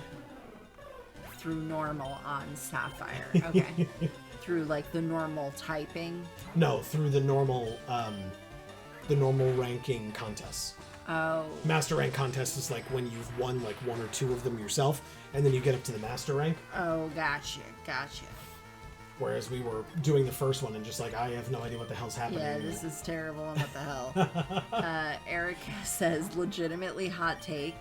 OG Ruby and Sapphire were the same quality of game, but in my opinion, Alpha Sapphire is vastly better than Omega Ruby. Interesting. Why is that? Thanos is level 30. God, that's speed. 92 speed. Wow. Good lord. Thanos is trying to learn double kick. Okay, let's do it. We got a fighting type attack. Over Growl, please. Got there. Double kick. Nice. We beat Mitch. Okay. But Thanos' attack stat is trash though, right? Like... Thanos' attack stat is 50. It's not as bad as his defense, that's for sure. Okay. Can we get... Yes, we can. Okay. Up to this bird keeper. Mocan's asking how. Hob says, I still think Emerald is the best Hoenn game because Magma and Aqua only make sense if you tangle with both of them. Yeah, you haven't gotten there yet, but we will someday. It's just going to be a while. Okay, so, but in the ones that aren't Emerald, you didn't? You only... Because we only fought Aqua. We never fought Magma, we just saw Magma. Yeah. Yeah, I guess because Magma, like, came in and, like, they fought Aqua. Correct. And, Maxi, I think is his name, the leader of Magma, like, came in and, like, told us, hey, Archie, the leader of Aqua, is crazy, and this is why, and this is what he wants. Right. You know, I'm gonna stop him, you should want to stop him, blah, blah, blah, blah, blah. So, yeah. Okay, so, but in Emerald, you stop both of them? Correct. Okay. Well, because so you played Sapphire. In Ruby, you would have been facing Magma, and Aqua would have been coming in saying, hey, Magma's crazy, you have to stop them. Right. So in Emerald, you fight them both. Yeah, because they're both crazy. I mean, that's and, true. And you have to stop them both. I'm pretty sure I was saying that when we were doing it. Like, what the hell? Like, stop pretending you're on my side. You're just as insane as they are. Like, just leave. Just all of you leave. Mocan says Jolteon is fast, and most flying types give speed EVs. IIRC. If I remember correctly. Okay. So they're going to be very fast. Good. That's what I want, and thank you. Erica says because of how they give Archie and Maxie more character, Archie becomes this kind of feral, angry pirate type instead of just crime boss. And Maxie becomes really cold and emotionally illogical. That makes perfect sense for both Archie and Maxie. By the way, before you read the next thing, look at that speed plus. Whoa. Just what Mocan was saying. Damn. Plus 4 to 96. Plus 69 special attack. Nice. 3 more Pokemon to go. Pidgey. Okay, go ahead, sorry. She says, and I personally find it hard to believe that Maxie, with that level of intelligence, would make the mistakes required to bring about the disaster, whereas Archie definitely believably could. Okay. Yeah, because if you remember, it's like, well, there's this blue orb and there's this red orb. And we want the magma creature, so the blue orb is what we need to control the magma creature, and the red orb is what we need to control the ocean creature. And it's like, you guys know that's dumb as shit, right? Like, that's real stupid. Amazing. Hub says, so Route 13, you can either try for another Ditto in the grass. Sure. Or use the good rod for Horsey or Krabby. Oh, yeah. Okay, I'm definitely going to do that instead.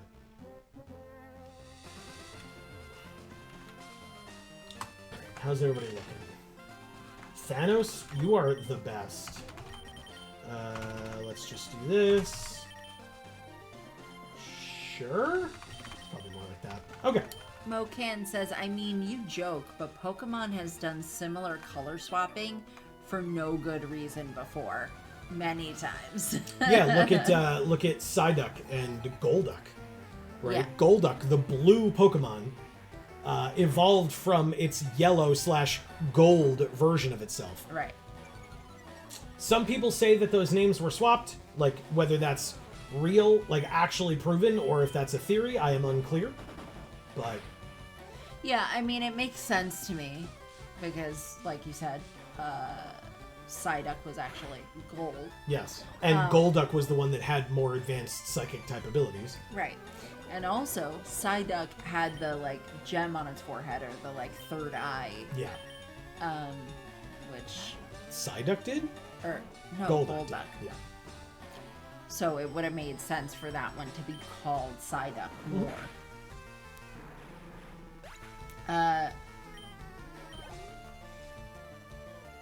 Erica says, and I know that caring about the story in Pokemon is often a thankless job, but I actually really felt compelled by the Alpha Sapphire story. Even the admins, Matt and Shelly, got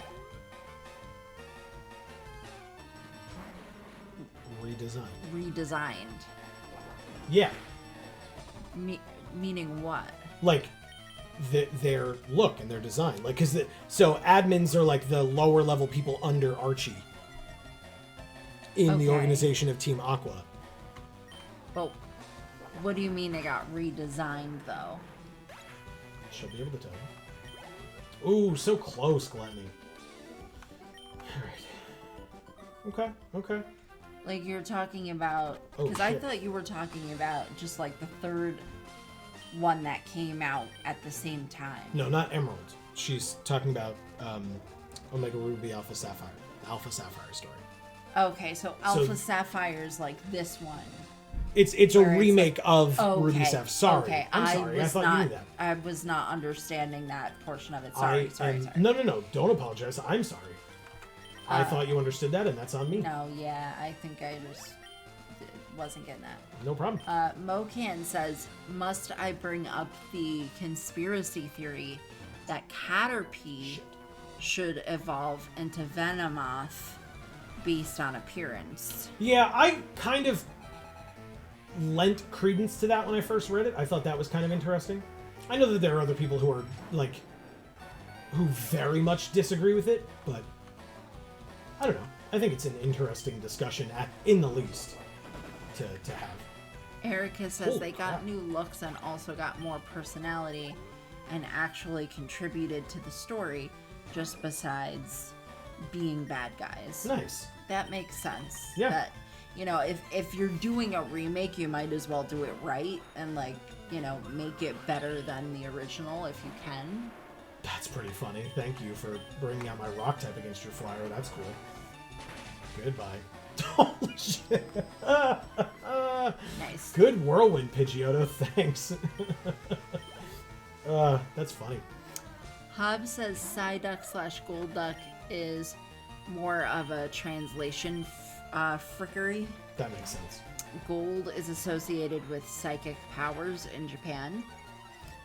Golduck is still Golduck in Japan, but Psyduck is Koduck, which means child duck. Oh, interesting. Okay. That's kind of cute. Yeah. And then he says, Venonat/Butterfree totally should have gone together. Okay. Okay.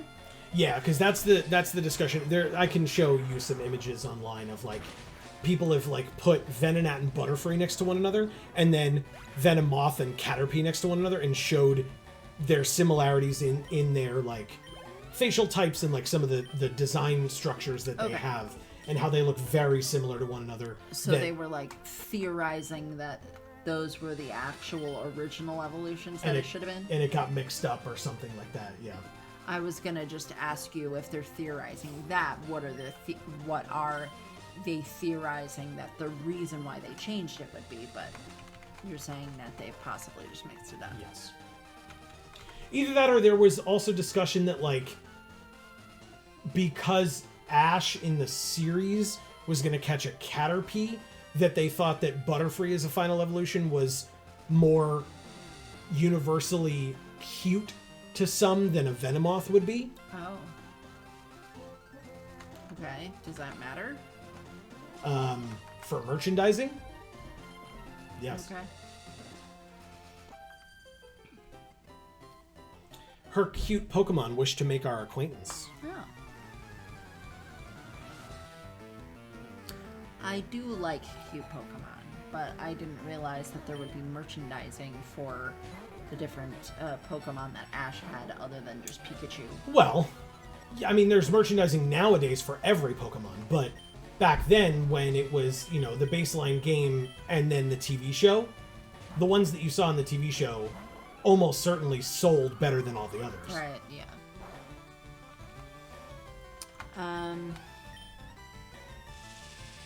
Mocan says caterpillar to moth still works. Gnat to butterfly also makes as little sense as gnat to moth. So, ... Nice, Mocan. Erica says, like, slight spoilers, but Shelly and Alpha Sapphire is actually in love with Archie, and at the end begs you to stop him. Nice. Because she's terrified he'll destroy himself. Oh, shit. And it's really sad and sweet. Yeah, wow. That's really cool. That's right, like a whole legitimate thing. I should not have done that, and that was a really terrible idea, but let's put in Gluttony, I suppose. Bite does nothing. Growl lowers our attack, that's annoying. Mocan says some other fun notes. Oh wow, that was quick. That was very quick. Thanks, Gluttony. Clefairy was going to be the mascot, not Pikachu. I think I knew because they that, thought yes. it was cuter. Yeah. I can't remember why they changed it though. Then the fact that Missing No is Gen 1 in Gen 1 into Kangaskhan lends credence to the idea that Cubone is a baby Kangaskhan, as there was some code for something to evolve into Kanga. Right. Uh-oh. This should be fine? Oh, yeah. Okay. Whew. I was very worried. Quick attack. Okay, a little scary. But, Shockwave. Thank you. Okay. 325, 325. Almost levels up on Thanos, but not quite. Okay. How's everybody looking? You know, fine, I suppose. Thanos, you've seen better days, I feel like, but otherwise everybody else is doing okay.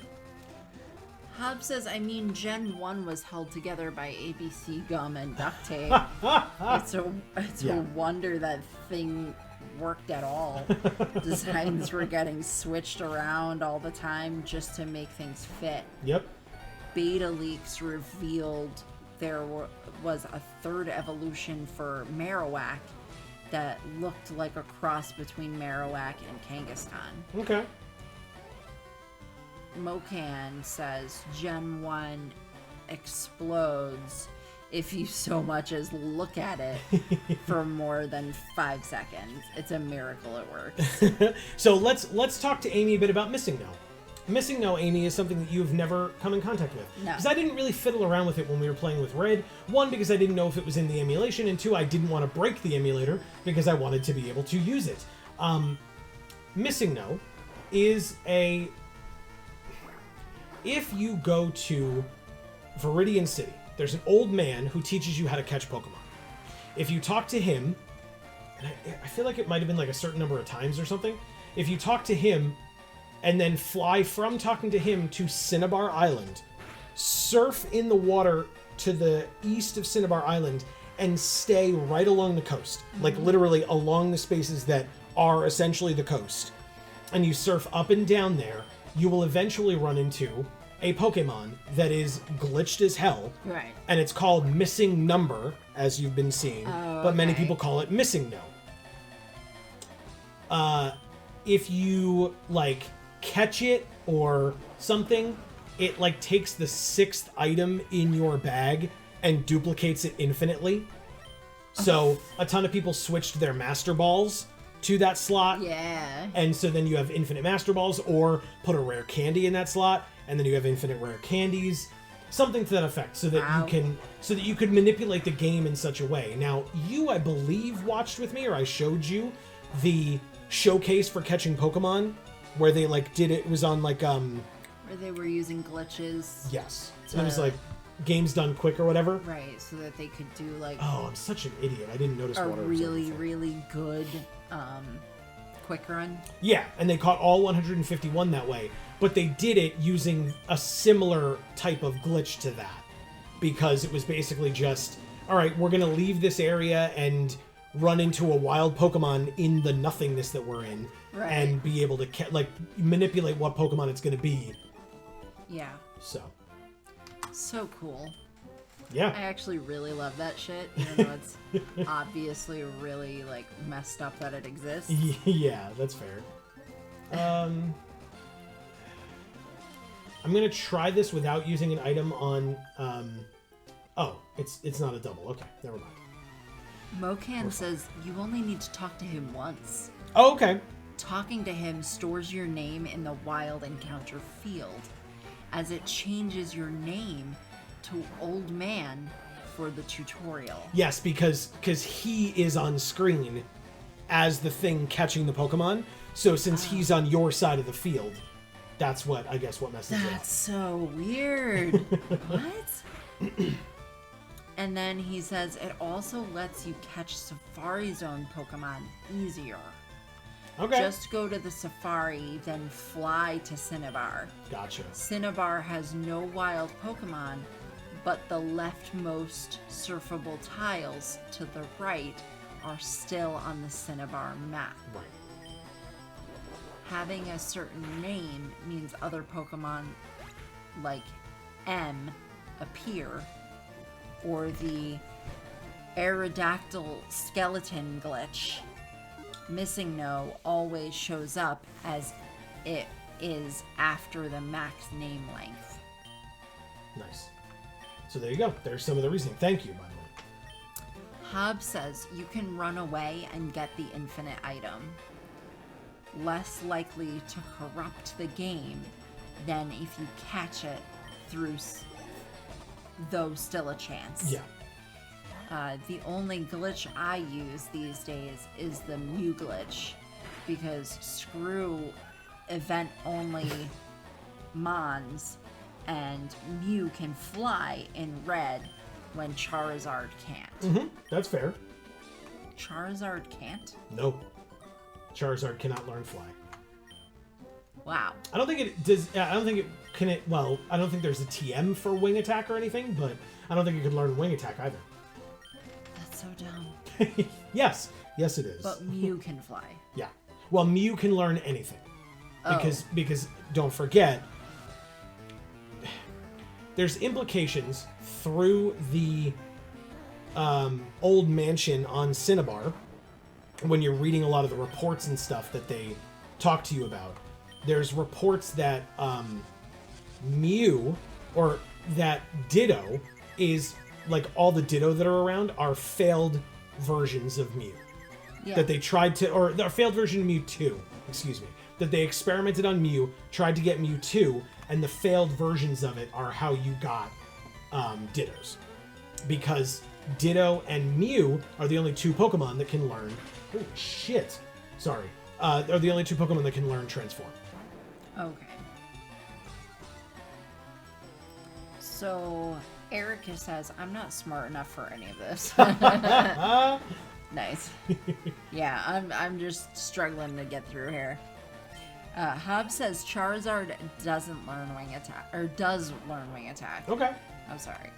And then Battle says Mew is the OG. And then Mokan says Gen 1 has lots of weird design decisions. There are TMs that only one Pokemon can learn. Wing Attack had the same power as Peck. And Gust was a normal type signature move of the Pidgeline. Yep. What? Which is very dumb. That's really stupid. Mm-hmm. Plus, there's the entire concept of the fact that Dragon had strengths. Like, Dragon had things that it was super effective against, namely Dragon. Despite the fact that the only Dragon-type move in Gen 1 was Dragon Rage, which did a set amount of damage. Yeah. So, it was irrelevant that it was super effective against something, because it did the same amount of damage no matter whether it was super effective, not very effective, or whatever. Right. Interesting, because, yeah, that seems really pieced together and fucked up. Hob says Charizard can learn Fly in yellow, and if you trade it back to red or blue, it'll keep the move. Oh, okay. but the HM doesn't work in red or blue. Gross. So it can be used in battle, but you wouldn't be able to select Charizard and fly somewhere, you mean? That's weird. He also says, also Mew and Ditto have the same height, weight, and in later game, color schemes, both base and shiny. That's right, because the shinies of both are like light blue-ish, if I recall. Mocan says, only super effective against Dragon. Yeah, okay, thank you, yes. It's why Gyarados is a flying type. He would have been Dragon, but nothing would be super effective against it. Hab says, oh, no. If Charizard has Fly, you can use it in the field. Oh, okay.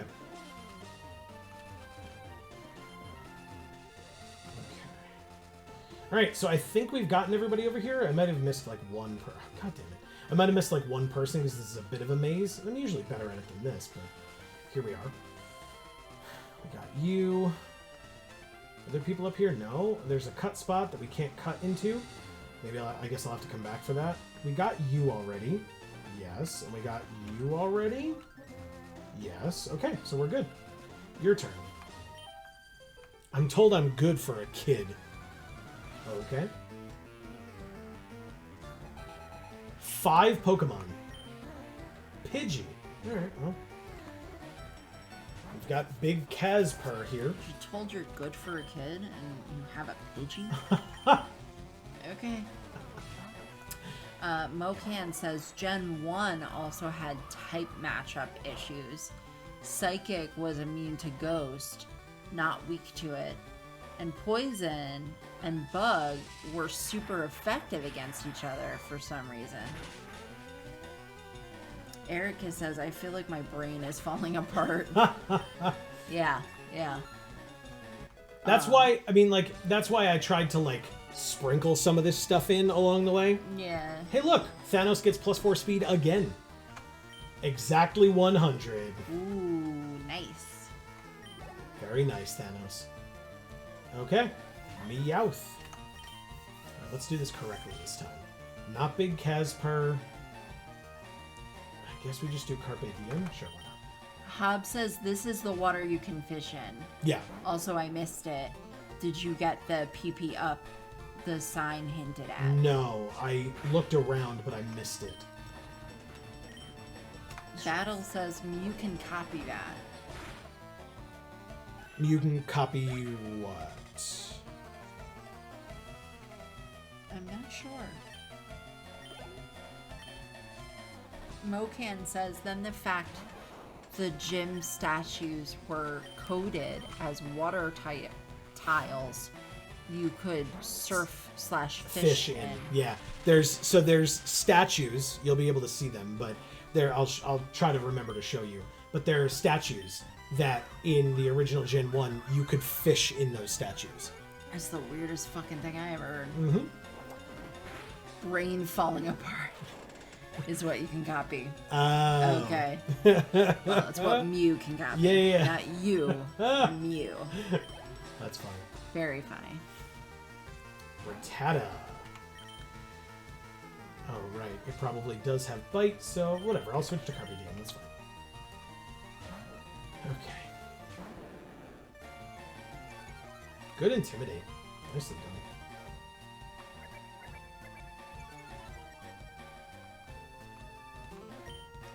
Erica says, Amy, let's get out of here and get pizza or something. I was just thinking about pizza. I told you. I know. I said earlier that I wanted pizza today. Yeah, but I was like, but the pizza that we have right now in the freezer, they're kind of small. And I agree. And so whenever we eat that for dinner, we're always hungry later. So I was like, no, I won't make the pizzas because I don't want us to get hungry later. And so I made pasta with scallops and clam sauce instead. Which was good. It was good. And I feel pretty full, even though I'm thinking about pizza.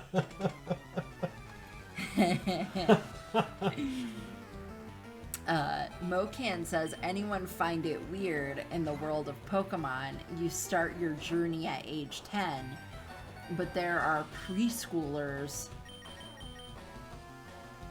ably commanding level 30 plus Pokemon. I agree. I never understood it. Preschoolers? Yeah, there's like a little kid. I mean, the twins, those twin girls, Yeah. they're not 10 years old. Yeah, but they weren't preschoolers either.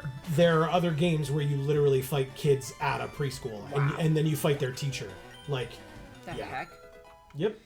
Mocan says, now I want pizza. Big Casper got +4 speed also. Damn. My team's so fast. Nice. Okay. Well, they might as well be good for something. Hob says, it says, look to the left of that post, and you have to go to the other side of the barrier. Ironically, you're right, and search there. Yeah, I always messed it up because I think I checked the blank space, but not the post itself. Ah. And But then it's Battle... Sorry. It's okay. I was just gonna say it's alright. I'm gonna have to come back anyway.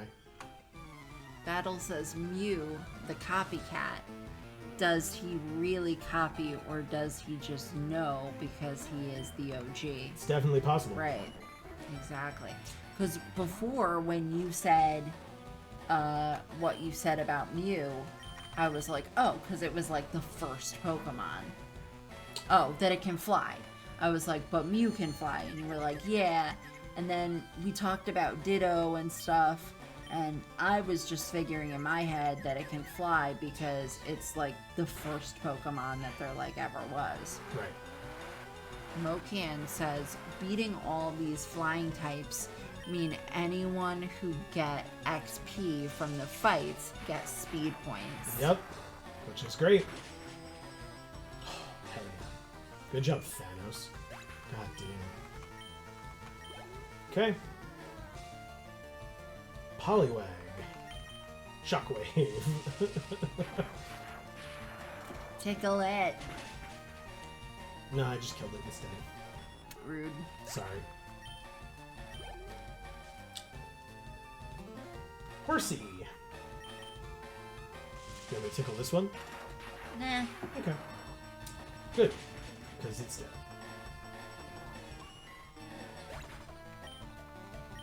Good God. Okay. She just messed up, Amy. That's what she said. Ah. Alright, so now we're on Route 12. Another fisherman. What's catching? You never know what you could catch. I mean, don't I, though? 2 Pokemon. Magikarp. Level 24. Dude. Just evolve it. Just do it. Like, what are you even doing? Like, I have this cool Carpe Diem. Like, it's this big-ass Gyarados. You're sitting over here splashing at me with a level 24 Magikarp. What's wrong with you? Okay. It's dead. That was no experience at all. Another level 24 Magikarp. Dude, just don't. Mocan says, I do like little jokes in Pokemon. LGM for pronunciation can learn Steel Wing by TM only because it was TM51 in the game for Area 51 because he's an alien. Right, because LGM stands for Little Green Men. So stupid. Is it? Yes. I think it's cool. Why So is that a Pokemon? You'll see it eventually. Hob says, want to go back and get your 13 encounter before you move on? I will get it. I'm just going to finish this route, and then I'll go back. Because once I get to Lavender, basically... Oh, this is not a flying type Whoa. trainer. Okay. Yeah, No big deal. he's using like jumper cables that I guess are like coming out of his body or something. Let's use Gluttony. I guess he jumps his car using the electricity from his body. Or from his Pokemon. Yeah. Yeah, but it's not attached to his Pokemon. Oh, come on, Gluttony. Come on. Live, thank you. Nice. Well, I guess if the Pokeballs are in his pockets, it could be attached to the Pokeballs. Electrode. All right, well, Gluttony, you did your job. Let's let Sylvester in here. Wow. Screech. Okay, annoying but fine. Magnitude. Screech again. That's terrifying. Mocan says, then the wild level 91 Magikarp and Platinum came along. That says 99. I said that. You said 91. Oh, sorry. That's okay. 99. I saw 99. No worries. Alright, so since that was not a bird keeper, let's switch to... Let's put Big Casper back up front. Here's the fisherman. Yeah. Okay, go ahead, sorry. We're gonna fish for crabbies. Hobbs says, I have the LGM line in my Black 2 party. Don't know what that is. And then Battle says, you encounter some RPGers and ask, who is the DM? They answer, Carpe. Yes. Amazing. Alright, let's go to Vermilion. Now that we're just right here. We can switch out some Pokemon to get our encounters and then fly around and stuff. That was very successful. Like very successful. Look. Nice. Yeah. I mean, everybody looks great. Gluttony tanking a self-destruct from a Voltorb. Cool. Super happy with that. Okay. Erica, what type of pizza are you getting us? Getting us? Yeah, we're sharing it, obviously. Oh, us meaning you and her, not you and I. Correct. Sorry. How could I have made that mistake? Why would you be talking about me?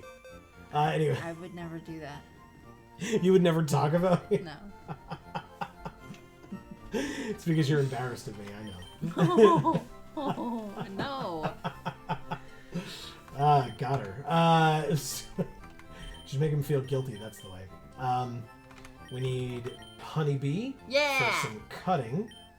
We'll take out Thanos for now. And then... Guys, cutting is not the answer. Thanks, Amy. I guess that's it.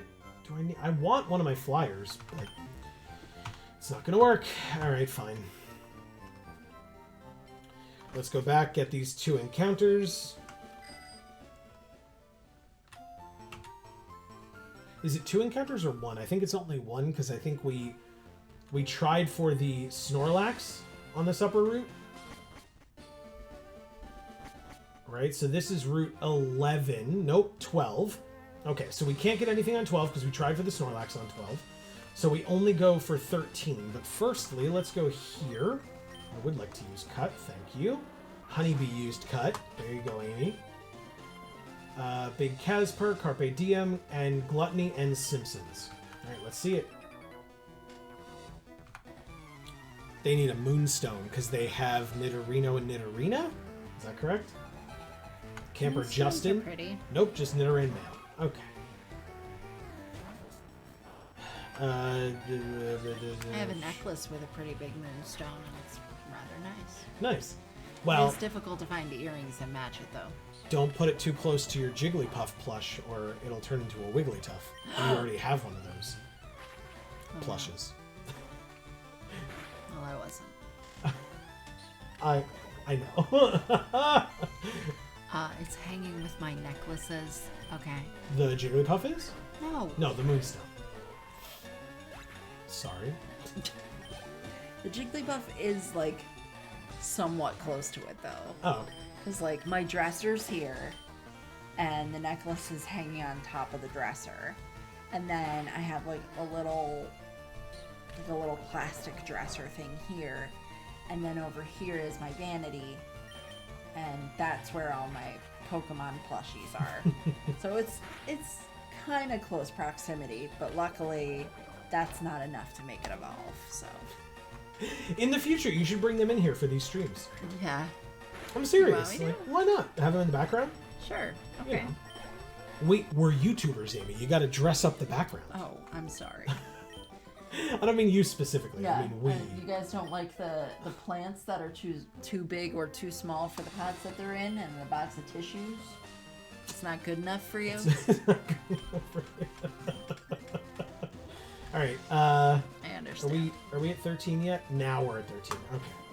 So let's go in the bag. I'll go here. Oh no, good rod's right up top. I did that on purpose.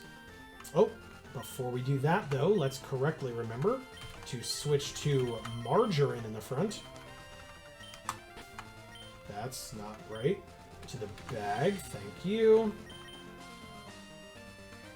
Hob says if you use the item finder on the spot, each Snorlax you can get a left. Okay, on the spot each Snorlax was. Go on. You can get a leftovers from each spot. Whoa! That's incredible. That's insane. That's awesome. That's not real. I want that. Let's God, do it. It's only level 13. Alright, well we didn't replenish our Ultra Balls, but Net Ball works especially well on Water-type Pokemon, so... Come on, baby. Yeah, netball. Yes. Nice. Got a Horsey. And as we learned, it can be Kingdra in this game, I think. Cool. So, Horsey is the dragon Pokemon, which is very silly. Yes. It's 1 foot 4 inches tall and weighs 17.6 pounds. It maintains balance using its tail, which is wound up like a coil. It may spray ink from its mouth. Give a nickname? Yes. I mean, so every Horsey I have ever caught always has this nickname.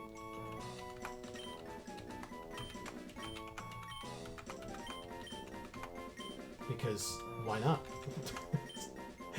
Wow. Creative. Thanks. I thought so. It's about as creative as the people that made its name. They're like, oh, it's a seahorse? Horsey. Okay, whatever. They were like, oh, I don't know, the name development team isn't here today. I don't know. There's a couple of them, I guess they shared some food and it had gone bad and they have food poisoning. Okay, so they're all out. Stupid? I don't know. Ah, there it is. Horsey, that's a fine name, right? I gotta get home. I gotta pick up the kids from soccer practice. You know, I can't. This is great. You're doing great. Keep it up. I feel like I'm right there. I feel like I'm in this meeting. Yes. This meeting is over because I'm picking up the kids from soccer practice. Good. All right, so we got our encounter. Okay. The only Mocan says the only hidden items that need item finder. Interesting. Really, really cool. All right, let's go ahead and put back, sorry, Amy, margarine for Thanos and honeybee for 1 stone. Because now we are going to... Actually, while we're here... God, I can't now. You can't what? I wanted to go to the mart here, but I can't, so... Because I don't really feel like going back in and getting another flying type. So yes, we want to go to Vermilion, so we can go try that item finder.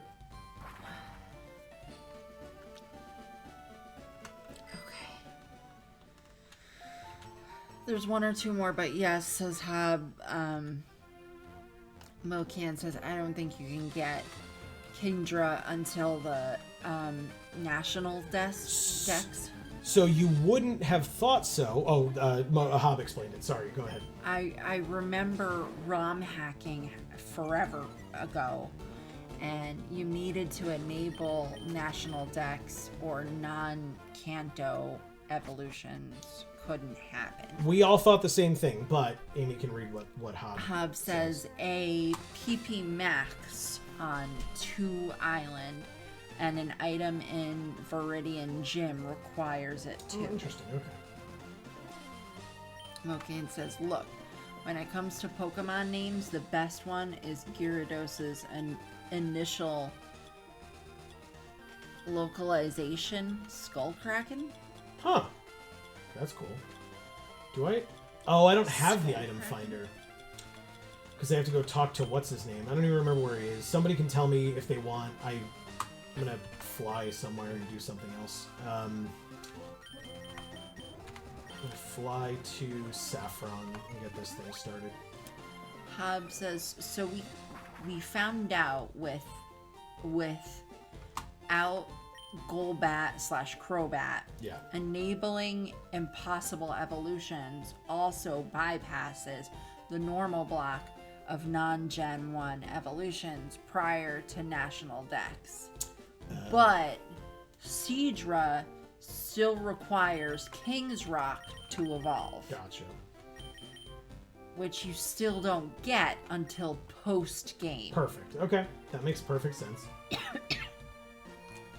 Item Finder is in the gate. Yeah, but which one? Mocan says Route 11, gate 2nd floor. Okay. Thank you. The gate from Vermilion to 12. Oh, I got If you have 30 in the Pokedex. Which I definitely do at this point.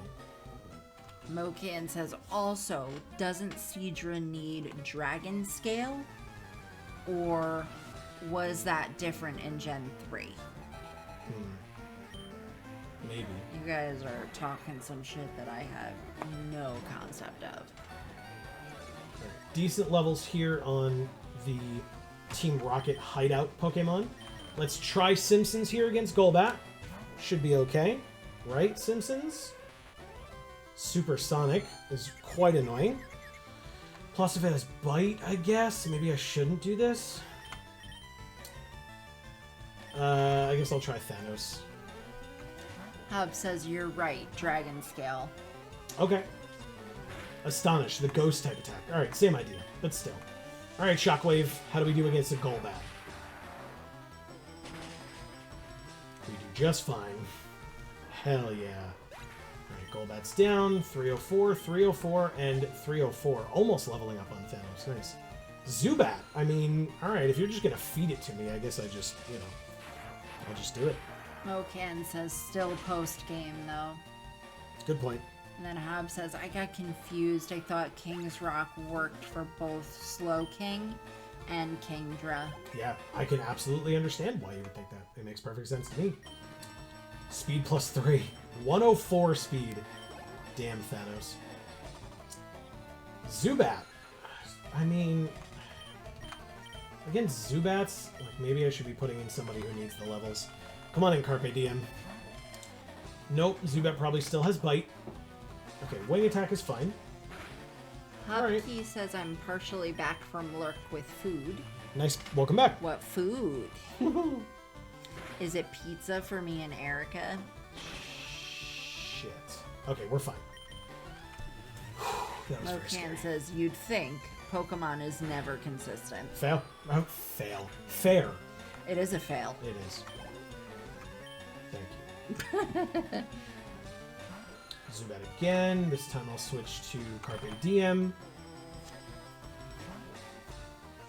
Getting like very little experience on these, but still, I just don't want anybody to die. So I just want to be as cautious as possible, not make any stupid mistakes. Strength, please. Mocan says, man, I need to get food now. Be right back. Y'all are making me hungry. I understand that. Hopkey says Pokemon is consistent for like one generation. Alright, so Eradicate, a little scary. But not when Strength does that and then it uses Scary Face. Okay. Scary Face lowers our speed by 2 stages. But I guess we can just Dragon Rage. We take a quick attack, which does 11, which is not nothing, but Dragon Rage kills. Nice. Well, yeah. It's fucking Dragon Rage. Yeah. All right. He goofed. That's what he said. I goofed. I goofed. 30, 30, 31. I mean,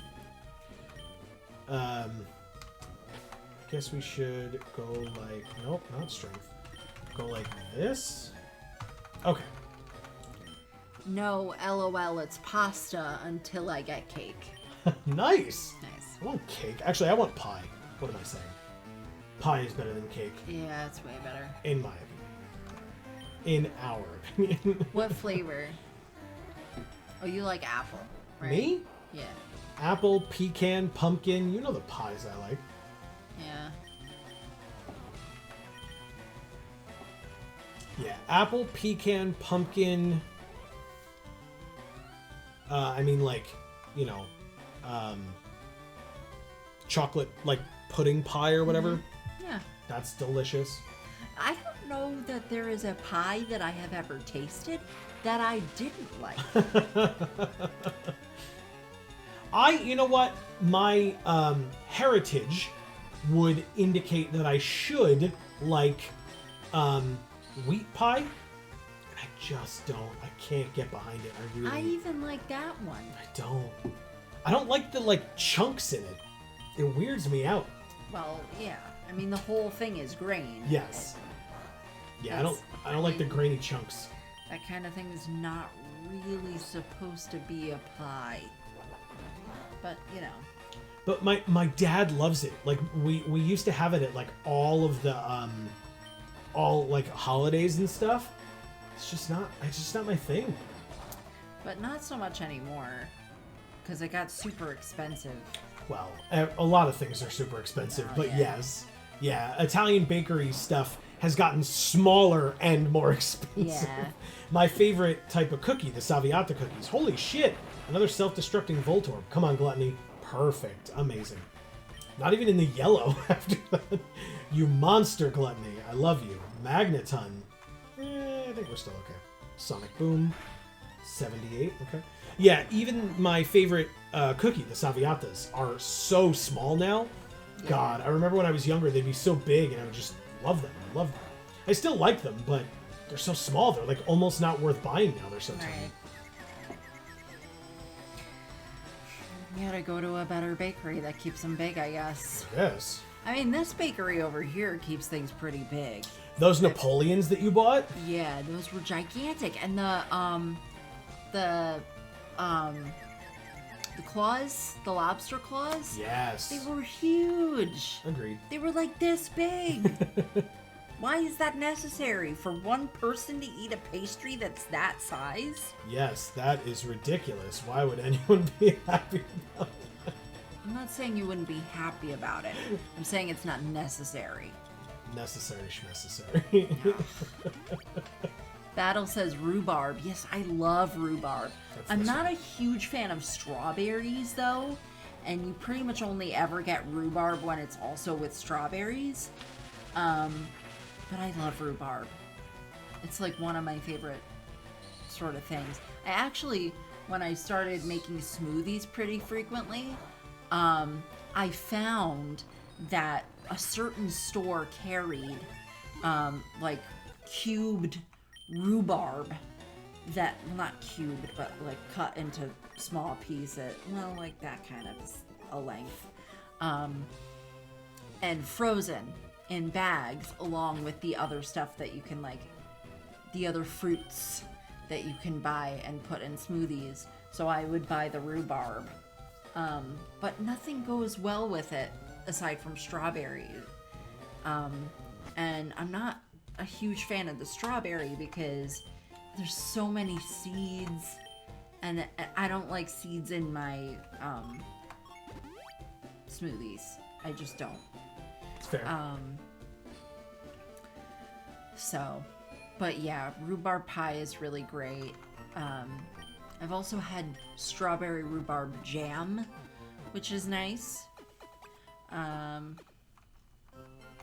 But yeah, I kind of love like any kind of pie. Blueberry pie is the best one. It's like straight out of the fridge and it's like super cold. And the filling is like thick and gelatinous, you know, instead of runny. Oh man, I think you can't go wrong with like a good apple crumb. Mm-hmm. Why did I pass right through here? I love apple crumbs, but I also love apple with like the thick, flaky pastry crust on top as well. Great, just great. But my favorite kind of pie, but I also like cream pies, you know, coconut cream pie. I like lemon, you know, lime, key lime pie, pudding pies, you know, all of those. But my favorite pie is Black Forest. Yes. Which is like just a large variety of berries and apples and I don't know, maybe there are some recipes that include rhubarb in that, I don't know. But that's my favorite kind of pie, where it's basically just like everything all mixed into one. Cinnamon apple, Battle says. Yes, absolutely cinnamon. Definitely, you need it. Yeah. So good. Hob says, I would like to partake in your pecan, please. Yeah, pecan's delicious as well. Love pecan pie. Yeah. Pecan is really great. I used to love that as a kid. And then as I got older, I stopped liking it as much because I kind of lost my sweet tooth a little bit. And that it's very sweet because, I mean, it's almost entirely corn syrup. Mm-hmm. Just in a pie crust. You made a delicious one when our friend Dave was here when we were filming Final Fantasy VII. Yeah, that one did come out good. For Video Games for All, by the way, link in the description. No, I don't need to heal. I literally just did that. Okay. I honestly, making a pecan pie is a little hit or miss. Because I think I've made it maybe 3 times, and I think it came out really good once. Oh, interesting. 3. I thought you did well. And that's the gluten-free version. Yes. So when I'm making that, I'm using a graham cracker crust, a gluten-free graham cracker crust, which is not what you would typically use for that type of pie, which is why I have so much trouble with it, because it burns. Because a graham cracker crust isn't designed to be cooked for that kind of duration. Yeah. You know, because usually what you use a graham cracker crust for is like a pudding pie, or you can use it for other things as well, but you typically aren't cooking it for as long a duration of time as you do a typical pie crust. But when it comes out good, it comes out really good. Yeah. So maybe one day when I get more confident with it, maybe that will be a gluten-free for all video that I ultimately do. Speaking of gluten-free for all, also link in the description down below. A new video came out today on that channel. So if you missed it, Amy reviewed 4 different kinds of cookies over on that channel. So you should definitely, gluten-free cookies, of course. So you should definitely go check it out. Very interesting results from her on oatmeal raisin, chocolate chip, chocolate chunk brownie, and snickerdoodle. Mm-hmm. Very nicely done on that one. Thanks. Hob says, in all seriousness, I like apple, lemon meringue, Boston cream. Ooh, Boston cream. Hell yeah, Boston cream. I love Boston cream donuts. Boston cream pie, I don't like as much, because I feel like the ratio is better with a donut. Whereas a Boston cream pie, I think, has like too much cream, and the ratio seems off to me. So I don't like it as much. Hey, look who wants to learn Dream Eater. Ooh. Sorry, Big Casper, we can't do it. It doesn't have any way to put anybody to sleep. So it's all right. We already have a Pokemon that would do amazingly well with Dream Eater, but we're probably not going to use Margarine on the final team, but still. Maybe. Doubtful. Hob says banana cream as well. I love banana cream. Oh my god. It's been so long. And that's about it. Okay. Fair. Still, that's a decent cross-section of pies, right? Battle says nice. Cinnamon apple. I read that already. Yeah, cinnamon apple is good stuff. Yeah. I actually prefer cakes to pies, Hob says. Oh, okay. I'm not a cake person. I never was. The cannoli cake that we had at our wedding. So good. Yeah. I that's a cake I wish I could have had. Sure. Because I feel like I would have liked that one. It was very good. I thought it was kind of cute. I mean, I'll get sentimental for a moment. I felt awful that you were not able to taste the cakes to decide like what our guests would have. I mean, the cake that you had for your piece was incredible and probably, depending on who you ask, probably better than what the rest of us had.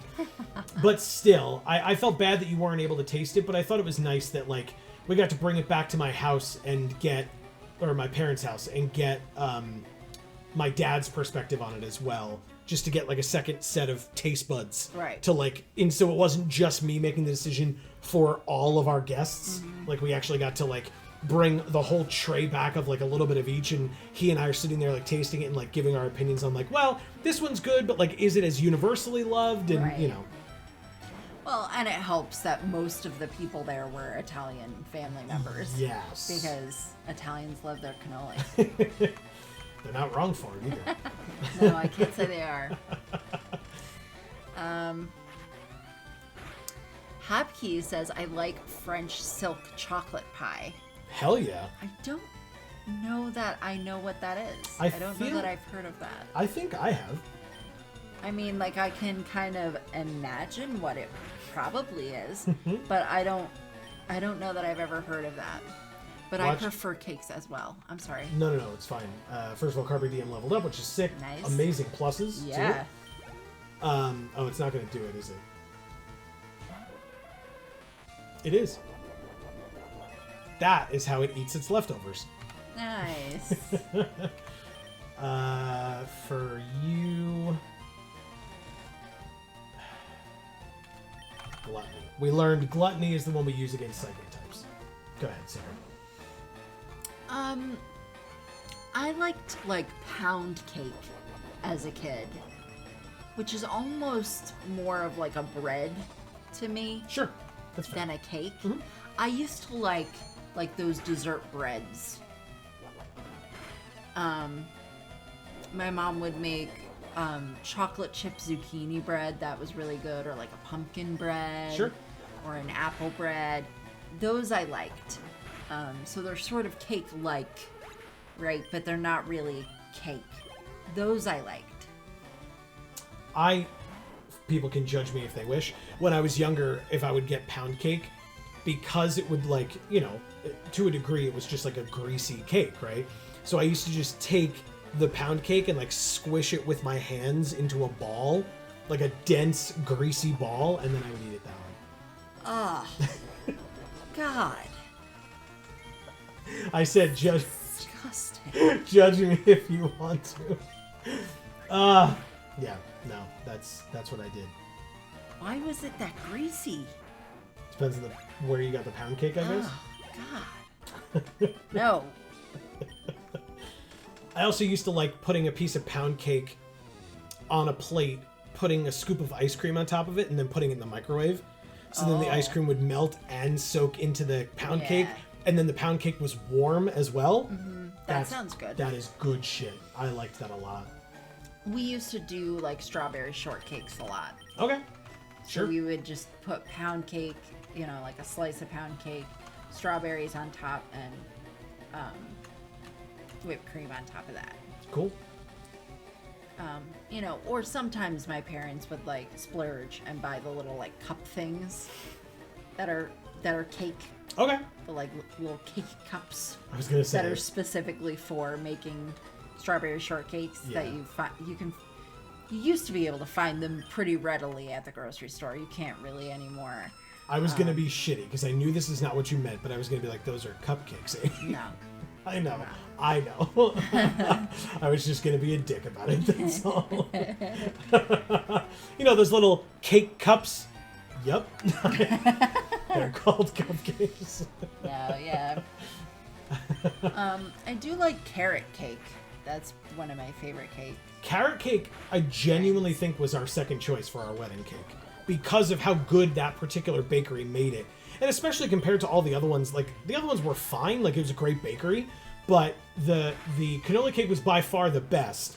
But the carrot cake was the second best, definitely, because it was very good. They did a good job.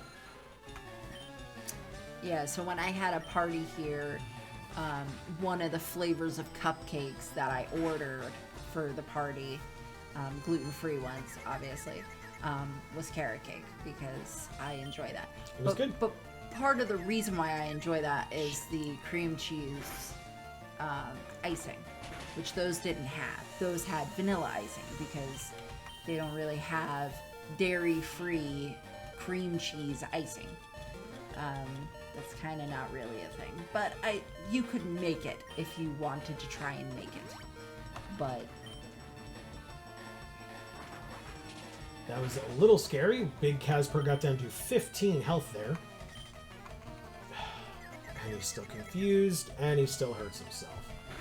Come on, Big Casper. Stop being a jerk. Oof, man.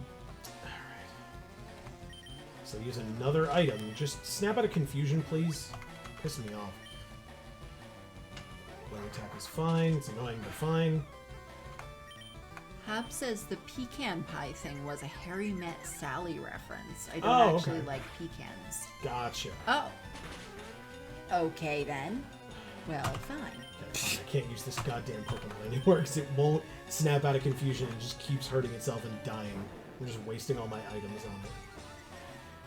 We have lots of other options. I just was trying to get that Pokemon some fucking experience, and that's on me, I guess.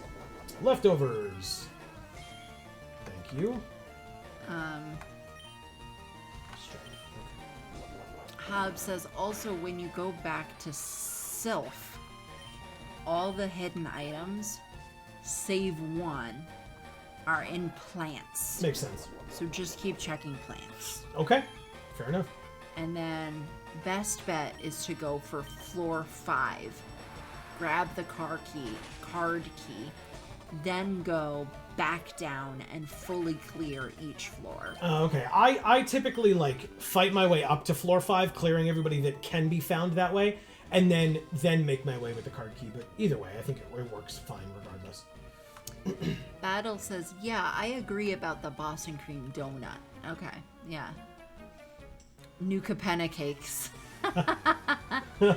Nice. To Machop. Okay.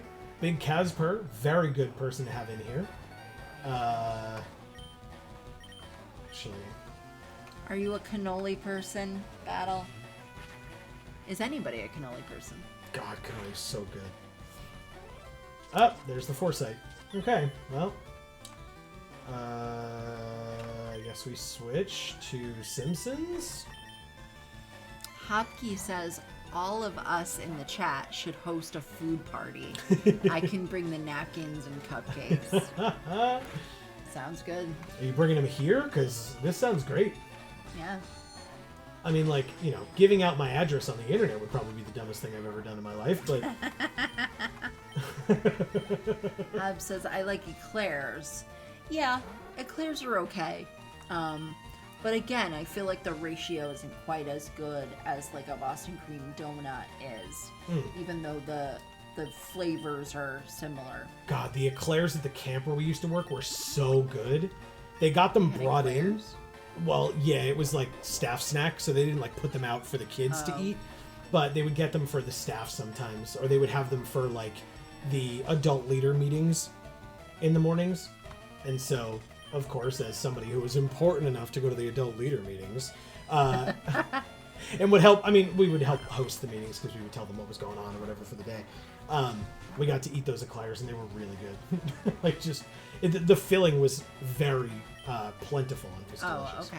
Yeah, maybe I just had bad eclairs, but I always felt like there was so much more outside of the eclair than there was cream inside the eclair. Thankfully for these, this was not the case. Very, very good eclairs.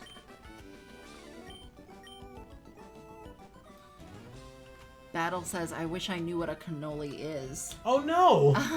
I thought that's what you were talking about when you said Nuka Penna cakes, because the cannoli is very Italian. Yeah.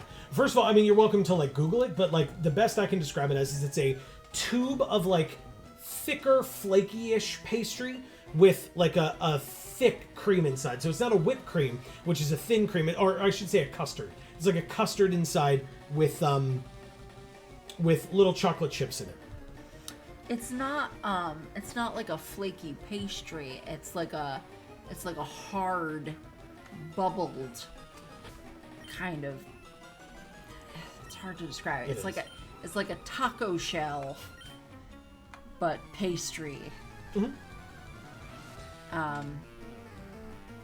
Hopkey says, y'all in the Midwest, right? That's like 2 hours by plane. We are definitely not in the Midwest. We are not. We are in upstate New York state. A place where they make cannolis well. Yeah, that's fair. And pizza well. Yes. Yeah, we don't talk like it, but we're from New York. No, apparently I talk like I'm from New Jersey. Every once in a while, Amy slips into a New Jersey accent, and I don't know where it comes from. I just found out today that my broker's from New Jersey. Oh, that's cool. She told me she was from downstate. But then when I mentioned that to her, she was like, yeah, New Jersey. That's not downstate. No, that's a different state. An entirely different state, yeah. That's funny. So her family must be from New York, the city. The actual city. Because people from the city will refer to up here as upstate New York, and they'll refer to New Jersey as downstate. They would refer to where we grew up as upstate New York. Yeah. Which is downstate from here and barely upstate. Yeah, we are not even halfway up the state. No, not even close. No. Or we weren't. Now we are. Oh, Big Casper. Heart attacks. All right. Big Casper should level here too, which is nice. Thank you. Very nice. Good special attack and good speed plus. I like it. Okay. 2 more Pokemon. Coughing. Okay. So Battle, the cream inside of a cannoli is made from mascarpone cheese and ricotta cheese. So you mix that together with sugar and you put the chocolate chips in there. You don't have to put the chocolate chips in, but there usually are chocolate chips in there. And then it's done, basically. You just put that right in that little taco shell thing. Yeah, sometimes people do, whoops. Don't do it. Oh, thank God. Okay.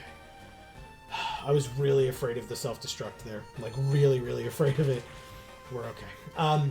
Sometimes people, like, dip the ends of the pastry in, like, chocolate, and then there's, like, chocolate on the outside, too, before filling it. With the custard or whatever you want to call it, filling. It's considered cannoli cream, but it's like its own thing. Hobkeys, oh no, I read that already. Hob says, aside from Reese's products, I never really liked sweets.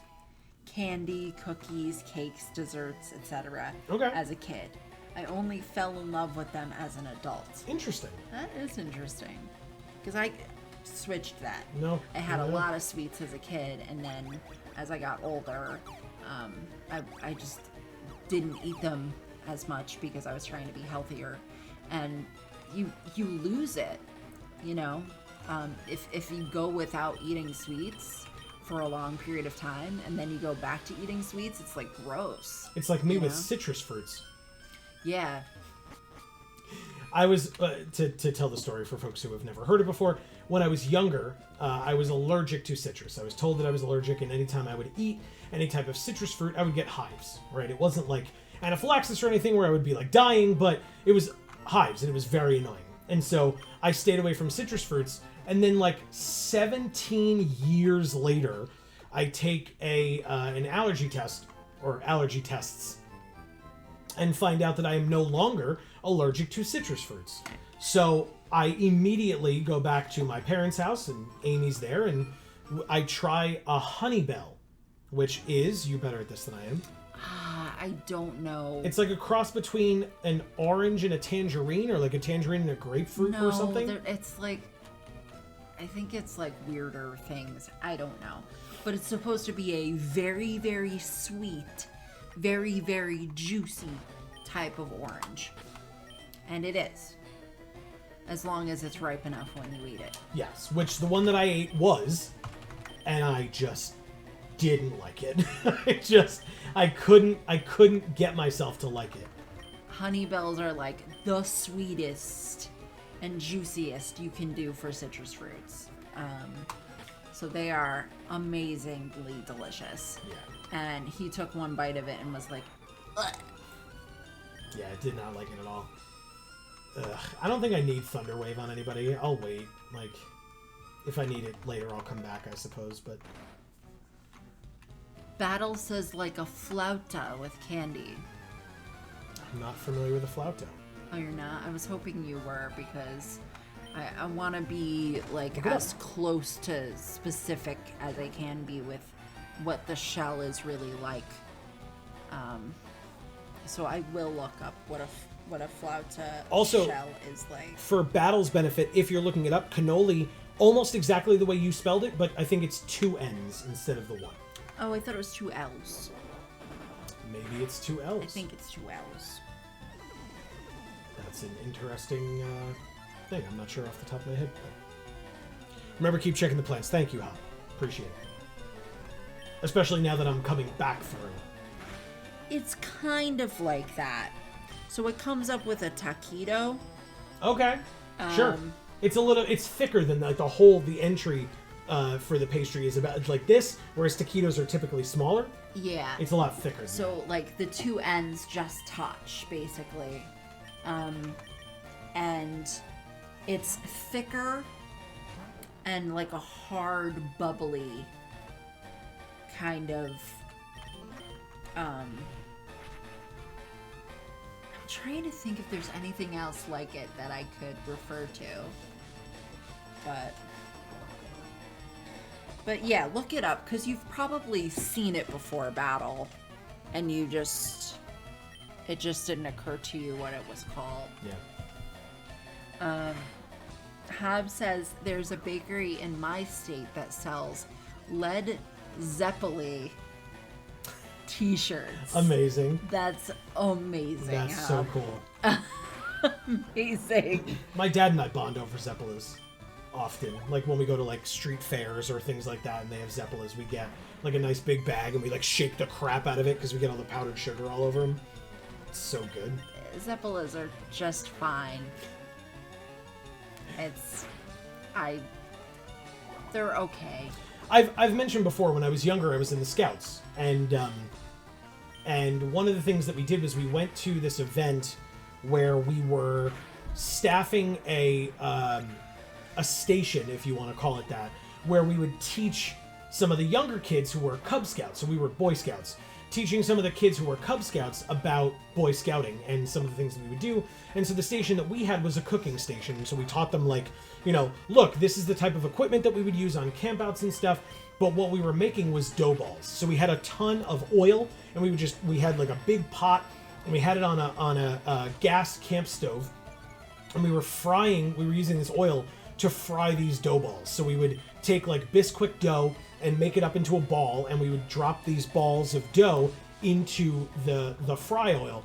We would flip it over when it was time to flip it over, and then we would kind of put it out on like drying racks or whatever and serve it to the kids. We would have some powdered sugar for them or whatever as well. And so the kids got to see our process, but then also taste, you know, tasty, sugary foods and greasy, oily foods. Now, of course, because we were cooking them all day, and we were there for all day. Like, we woke up super early in the morning to get out there, and then came back, like, mid-afternoon to late afternoon. I ate nothing but fried dough all day as, like, my only meals for the day. It was the wrong choice, and I was quite ill later on that night. It turns out eating that much oil, who would have guessed, is a very bad idea. Like, a very bad idea. I had such a stomachache that night. Holy crap. You're supposed to do stupid crap like that when you're a kid, though, right? Like, I mean, I guess. Battle says, I had the same thing with citrus fruits. Fine now. That's interesting because other than him, I had never heard of anyone being allergic to citrus fruits.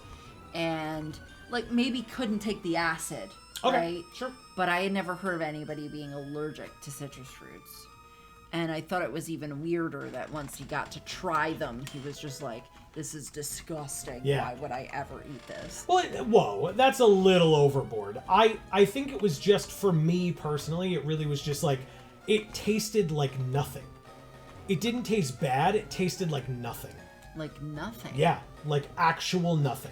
Oh. Like, I'd never developed a taste for it, so I was just like, I was just unsettled by it when I ate it, right? Like, it just made me uncomfortable because I was like, I don't know what I'm eating. It tastes like nothing to me. Wow. Yeah. I didn't realize that. That's so weird. Yeah, it was very weird. Very, very strange. Like, your taste buds, like, can't taste it. That's so weird. Oh my god. Yeah, it was like nothing. It was like I was eating nothing. Is that what it was like for you, Battle? Or was it different for you? So here's an electrode. Thankfully, we get the Intimidate off. But we're still going to switch to Sylvester. Now, it's his only Pokemon, and I think there's something with the AI where, like, sometimes their final Pokemon doesn't blow up. Sometimes. But I'm not gonna, like, trust that I know that definitively. Right, yeah. And, like, risk my other Pokemon here. So, Screech lowering our defense -2 is a little scary, but magnitude 8 makes me feel a little bit better. Much better. Oh, that was a crit as well. That crit might have mattered. It's actually, I don't know offhand. 465 for each of us. Okay, cool. And, oh, it was not even his final Pokemon.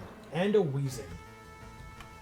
Hub says, remember, keep checking those plants. I did, yep. Yeah, I thanked him for that already. Battle says, mea culpa? Yeah, my mea culpa is like my mistake. Oh, never heard of it. Yeah. Hob says, Thunder Wave is great. I often find, I think it's supposed to be paralysis. Yes. But it says petalysis. Yeah. More reliable for catching than sleep. Even though sleep is more powerful when it's active. Okay. Mokian says, I ate only blank. It was the wrong choice. Is Yes. one of the most relatable things. Yeah, okay. So, like, you just fill in the blank with whatever it is. Yeah. Yeah. Yeah. Battle says, I must be Italian. I liked oranges, but if you ate 2, I would get hives. So it's probably if I just missed because you and I are in the series. Oh, okay. But if I ate 2, I would get hives. I was Interesting.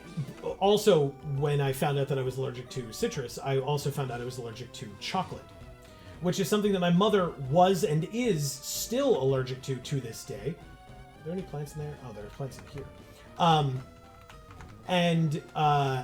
So that was something that was upsetting for me because I still would occasionally be that kid who was like, chocolate's delicious. I'm going to eat chocolate even though I'm allergic to it. And it was probably a bad idea. You know, it depended. Sometimes I would get away with it, other times I wouldn't. And it really did depend on the situation. Like, if I would eat, like, you know, something that was, like, very processed chocolate, I would probably be fine. But if it was, like, heavier consistency of chocolate, like fudge, if I got, like, later that day, I would be sick. Yeah. Because it was fudge. Interesting. All right, another full heal is good. A max revive is good. And an escape rope. Very nice. All right, let's go around the back end here for this guy. Shh. Can't you see I'm hiding? God, I love fudge. Fudge is so good. Fudge is quite good. Yes. That's something that I have to learn how to make lactose free because that's something I would love to eat. Okay, sure. All right. Let's fight you. His Pokemon is his loyal servant. That's fucked up. He has an Electrode. So like I said, now it's his only Pokemon, so maybe. But also, I'm not going to risk it. I'm still just going to go out to Sylvester here. Notably, Sylvester down some points. Screech. Very scary. Thankfully, Magnitude is a thing. Sonic Boom, also scary. Obviously not affected by Screech. Magnitude 9. Sylvester, my boy. Nice. I love you. Done. Instantly done. Fantastic. Carpe Diem. Sylvester levels up from that. Good stuff, man. Good stuff. Battle says I completed allergy shots and do well now. Oh, good for you. Okay, see, That's really cool. I did allergy shots most recently when I mentioned that I had gotten allergy testing redone. Because I was having, I mean, I've had sinus issues my whole life, but I was having sinus issues. So I went to an allergist to check, and they were like, well, because I was allergic, and still am, to like mold and tree pollen, which is friggin' everywhere. Right. So my body was not a big fan of those things. And so she tried allergy shots on me. Unfortunately, did not work. So I'm very happy to hear that they worked for you. Yeah. That's really good. Hopkey says I like sea salt ice cream. It's salty but sweet. See, I despise cool. sweet things with salt. Personally. I know you like it. Like I salted do. caramel. God, I hate it. Well, the thing is, I love salt. So anything salty, I love it. And anything too sweet, I don't like. So if something's too sweet, the way to make me like it is throw salt on it. So that's why I like salted caramel, because caramel in and of itself is usually too sweet for me, especially if there's too much of a concentration of it. If it's like dispersed, you know, like I have an ice cream right now that's like a cashew vanilla ice cream with a caramel swirl. Right. And there's so little caramel in it that it's not like sickeningly sweet to me. But if there was a lot of caramel, or if I added caramel on top of it or something, putting salt on top of that would make it better probably for me. Did you see Hypno just get predicted? What a sucker. I switched in Gluttony and it tried to use poison gas, but my immunity ability prevents me from getting poisoned. Yeah. What up? Mocan says salt and sweet is a very nice combo. Yeah, salted caramel after all, yeah. Salt is fine for me. I don't like adding salt. The taste is added salt. The taste of added salt is very strong to me. Yeah, I'm the opposite. The more salt it has, almost the better. Like, it's not salty enough for me until there's so much salt that other people physically can't eat it. Yeah, and I think it's like, because I'm not a huge fan of salty things or salted things. It depends on the situation. Like, it depends on the kind of food. Salted peanuts and stuff like that are incredible. I just love that. But like, I also am aware that there's a history of high blood pressure in my family, so, I try to do my best to stay away from, like, very salty things. But I'd like to think I'm doing okay with that, right? Yeah, I mean, but you just don't really like salt on stuff. Like, especially nowhere near the amount of salt that I like God on stuff. knows. Oh, yeah. Hey, look. It's Juggler Dalton. He's got a cape. Yeah. And a headband. And a Kadabra. And a cool hair thing. Oh, I was like, and a cool hair? Yeah, his hair is cool. Gotcha. Not the thing, but just his hair is cool. Well, Kadabra used Recover, all right. All right, let's try a Headbutt. Yeah, Simpsons. That's fine. Recover all you want. I don't even think this puts you to full. This could kill right here with this Headbutt. Hopkey says salted caramel is good, but sea salt is 10 times better. Yeah. Simpsons immediately leveling up from that too. God, what a monster. I love it. Mr. Mime. He looks so cute in this game. Oh. Yes, encore me into headbutt. Hell yeah. Sorry, Amy, I'm gonna have to kill him. Sorry. Don't kill him. Magical Leaf. Oh. Did very little damage, and now he's dead. Hi, Mr. Mime. I love you. For those of you who didn't watch our playthrough of Pokemon Red, one, you should, because it was a hell of a thing. But two, Amy had a Mr. Mime named Marcel, who quickly became the favorite. Very quickly. Alright, so we're good here. Bingo, the card key opened the door. Thanks. Battle says, same for me. I never finished when younger, but more recently completed shots and don't have the sinus infections I used to. Good, very nice. Yeah, it just didn't work for me, man. I was very upset that it didn't work for me because I wanted it to and I tried, but we must be from the same tribe. Is Bavaria close enough?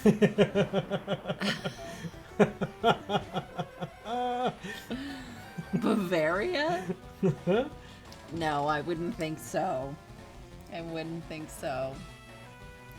Mocan says, some of my siblings had low blood salt levels and would naturally add a lot of salt to their food. Okay. I was the sibling who would always eat the leftovers. Okay. I learned the taste of salt very well. Gotcha. Okay. Yeah, I think that might be my issue is that I think my salt levels fluctuate more than most people's. So there are times where like I really need salt. And there are times where I have had too much salt, and you know it shows in the swelling in my legs and stuff like that. So I think for me it's just harder to keep a happy medium there than it is for most. Hob says, going through my Steam library. And you know what I'd love to see you guys play if you haven't. What's that? West of Loathing. I have never heard of it. Me neither. What's it like? Fun fact about Mr. Mime, this generation is where his sprite, and official art gained an extra finger for some reason. Oh, okay. That's cool. And Battle said, it's just the Alps, come on.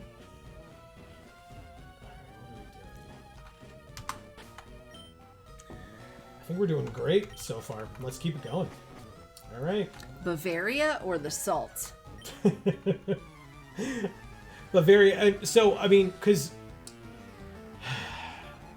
I'm sure that we haven't had anybody else talk about the fact that they're Italian, so I'm sure that folks won't get into an uproar like, I won't say her name, but the woman from our high school did. But I am Sicilian as my heritage. In fact, 100%, both of my parents' families are both from Sicily. And so I am 100% Sicilian. But the reason I prefaced it with what I did or how I did is because some people in northern Italy or mainland Italy will tell you that Sicilians are not real Italians. And some people will be joking when they say that, and other people will very much not be joking when they say that. So yeah, you know, it depends on how people feel. But special defense, 91 special defense on Simpsons. Insane, Simpsons. Insane. Okay. Hobbs says West of Loathing is a turn-based RPG set in a version of the Old West with stick figures and silliness. Interesting. Okay. That sounds fun. I will try to remember it. That's really cool. Oh, what RPG did we watch that was a Wild West theme? Oh, that's a TT RPG. Okay. But I'm not Deadwood, Undeadwood. Yes. Gluttony? It was good. Yeah, it was. I felt. Yeah, it was fun. The players and the DM did a great job, or the GM, I guess, did a great job. Yeah. Kari Payton was in that. Kari Payton was in that. And if you don't know who that is, it is King Ezekiel from The Walking Dead. And many other things. Oh, I was gonna say, and Cyborg from Teen Titans. Yeah. I think that's the other thing that he's most famous for. I would argue. But... Yeah, but people aren't going to recognize voice acting as well as seeing the person. Fair. So. Fair. Ooh, trying for the Parafusion Magneton. I respect it, but also, you suck. Heal up, Gluttony. You can do it. Thundershock. That's fine. Good. Fully paralyzed. Annoying, but fine.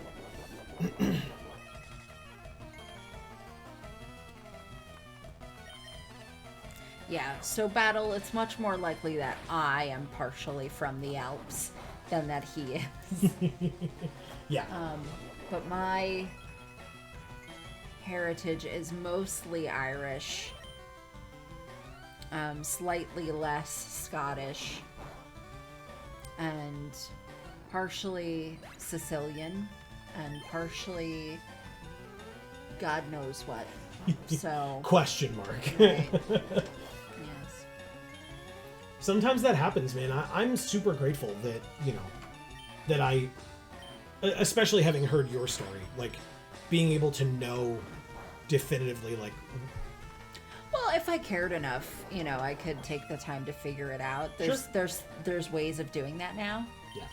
But I just kind of don't. Nope, and that's perfectly fair. Honest. Yeah. Yeah. Maybe one day I will and I'll do it, but not right now. That's not what is, in my mind, worth the time and money it would take. Fair.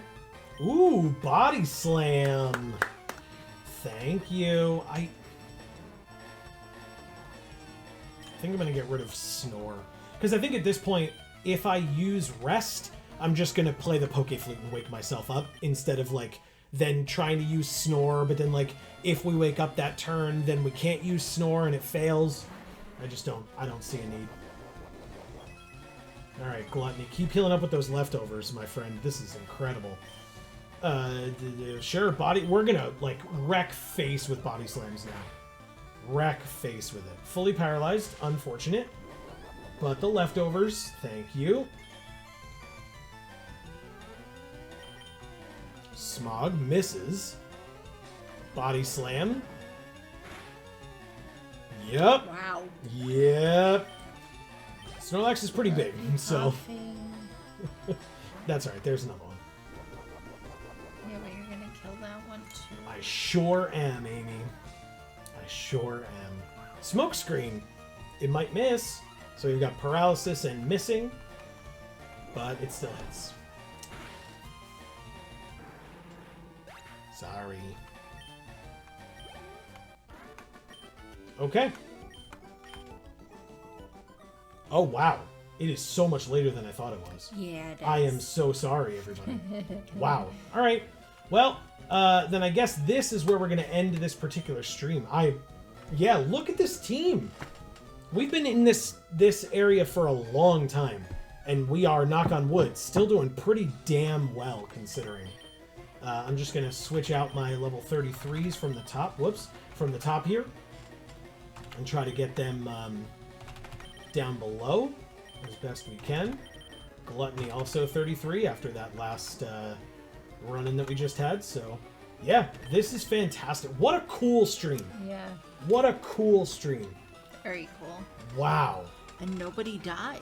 For a second stream in a row, nobody died. Thank you. Appreciate it. I am also quite pleased with that fact. there were like some close calls, but nothing as close as it has been in the past. I think Big Casper getting to like 15 at one point was the closest we came today. I think that was like the only time we were in the red at all. I was being a little cautious, but I mean, that's the idea, so. Mocan says, when does Haunter evolve with fixed Evos? And Graveler. Around 37. So we've still got a bit to go, but since Sabrina is like our next big challenge, we will be able to get there before Sabrina. And so we should have a Golem and a Gengar before then. And Hop says 37. Yeah. Yep. So that's really cool. Yeah. This team is nice. Interesting, like if we were to come up against a grass type. I mean, if it's a grass poison, like most of them are, Simpsons will be able to handle it. But otherwise, like, we don't have like hard counters for some particular types. But it depends, right? We've got good stuff against water types in Thanos, fire types in Carpe Diem, grass types not as much. Like I said, if it's part poison, which most of them are, we've got Simpsons. But Hob says in a row. I don't know what. Oh, two streams in a row of of none of the party members dying. No deaths in the last stream last week, and no deaths this week either. So look at that HP on Carpe Diem. 111. Yeah, me too. And Simpsons is now over 100 HP. Oh, nice. So triple digits on Simpsons, Gluttony, and Carpe Diem.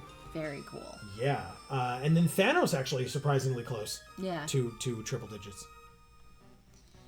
Clerks reference 37 in a row. Okay. Clerks 3 coming out soon, actually. Really? Yeah. That's why I asked you about it the other day, because I saw that it was coming up in theaters, because we were looking when we were looking at movies, because we went to go see. Marcel the Shell with shoes on. So good. Best. So good. You have to see it, guys. Very. It's gonna be hard to find a place that's showing it. Yes, agreed. But it's worth it. Yeah. It's worth it. It's funny and it's adorable. Yeah. Adorable, that movie. And it's got heart and it's got a realism to it. It's adorable. It's really good. Which is ironic because of the characters and how non-realistic they are, right? The feelings, the dialogue,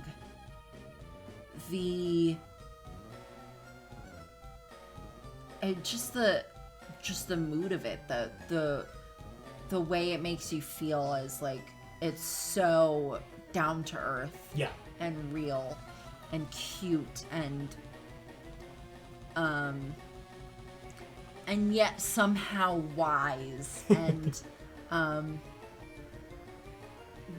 worldly, again, ironically, because the characters are not worldly. Mm-hmm. They're very sheltered, right? Sheltered.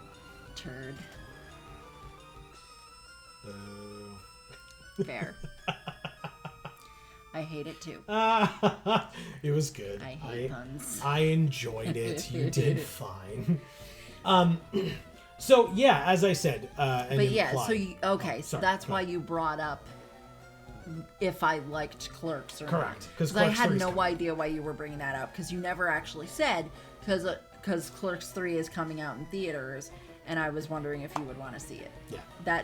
Part of that conversation never happened. Yeah, well, because if I recall, you were somewhat non-committal. You were like, yeah, I've seen pieces of it. Yeah, and it's I know it's like a huge cult classic, but I just wasn't part of that cult. No, and you know what? Honestly, neither was I. Like, I don't dislike Kevin Smith movies by any means. I mean, Tusk was kind of whatever, but I've seen the Clerks movies and I enjoyed them.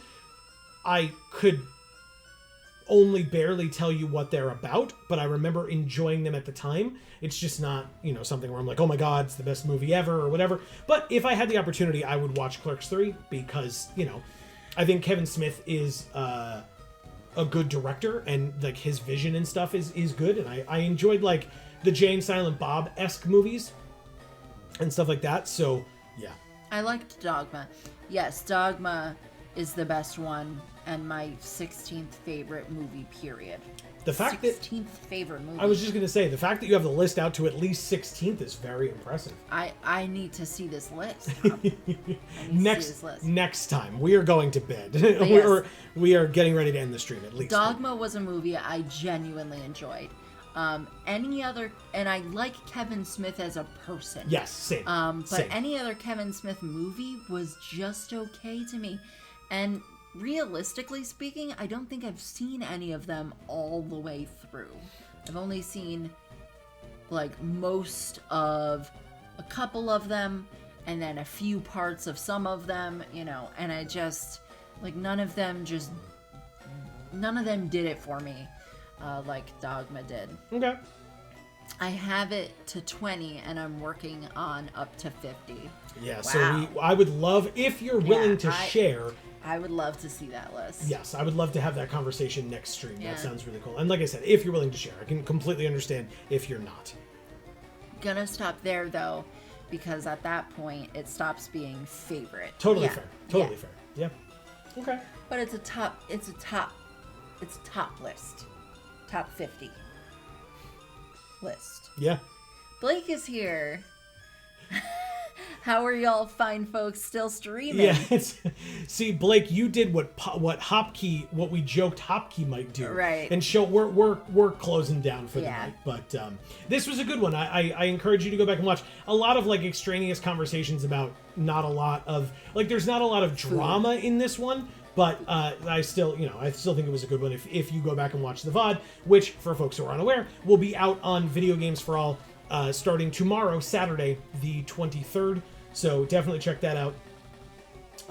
Don't forget, wherever you are, Geek for All, Gluten Free for All, or Video Games for All, don't forget to subscribe and ring that bell so that you will get the notifications whenever any of our videos come out. If you're here on Geek for All, whenever we go live, which is every Monday and Friday at 8 p.m. Eastern Time, right here on Geek for All. And we, on Mondays, so for next Friday, we'll be back with more of this, but this coming Monday, we will be back with more MTG Arena. So definitely stay tuned for that. So Hobbs says, I'm always willing to share to anyone willing to hear. Awesome. So yeah, why don't we talk about that next stream? Yeah, definitely. I'm down. Yeah. Are you going to be here on Monday, Hob?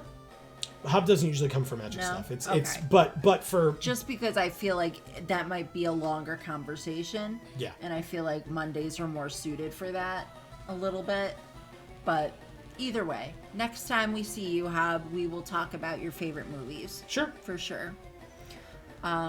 Blake says, VoD o'clock then. I love the chat. Bless you guys. Yeah. Love you too, Blake. And I'm sorry you have to watch the VoD, but you'll enjoy it. This was a good episode. Yeah, it was fun. Hopkey says, LOL, I'm still here, y'all. I just live in this stream now. No complaints from us. We appreciate each and every one of you being here. Yeah, it's really awesome. That sounds great, Hopkey. So you just you're always here, and we just put it live when we put it live. And you know, it's technically Hopkey's stream. There it is. There it is. You know, we just we're just the dancing monkeys, right? Right. That's really funny. So hey, that is, like I said, that's going to be the end for this particular week and this particular stream. We've got some folks to thank, though, Amy. Yes, we do. Also, good night, guys. Good night, Good night, Hopkey. So Hopkey, Blake coming in at the last minute so you can be shouted out. Still counts. That's the way to do it. Still counts. Hob, you were a rock star tonight, let me tell you. Agreed. Mocan, always here, always great. Awesome to see you. Who else we got? Right we here. got Battle, of course. I was interested in a lot of what Battle was saying tonight because I feel like we kind of learned a lot about you. Mm-hmm. That was nice. Very cool. Erica was here, kicking it, right. Being awesome, like always. Dave was lurking. Which we appreciate. Yes. Popping in, letting us know that he was lurking, and then going off to lurk, and then going off to his stream as well. So obviously, as I mentioned earlier, don't forget, especially because we're closing up, if you want, head over to twitch.tv/DAM314, and you can watch Dave and his community play some Overwatch 2 beta. And then honestly, I wouldn't necessarily jump right in today with it if you've never been there before, but I'm pretty sure if you asked, you would be able to join in at some point in those games too. They're always looking for folks to join, and they have an amazing community over there, so I encourage you to go say hi. Yeah. It's going on right now. Correct. And usually goes until around midnight is typical like end times for his streams, but that's up to his schedule. I'm not don't quote me on that. All right. So if you were afraid about being late to this one, then you can be even later to that one and make yourself feel great. And as always, let him know Geek for All sent you, because they're awesome people over there at the Garnted Cult. That's what that fandom and community is known as. So. But yeah, that is it for tonight. Thank you all so very much for being here. This was an awesome stream. Yeah. I mean, I'll speak for you, but I guess maybe you can say that, like, it was just... Yeah, chat was amazing. If there's anybody we left out at the beginning... No, we scrolled to the top. Okay, because I was going to say, it looked like we couldn't even scroll all the way back. Yeah. Because you guys were just talking, which is great. It gives me stuff to do. It helps me understand what's going on a little bit more because, well, sometimes it just confuses me.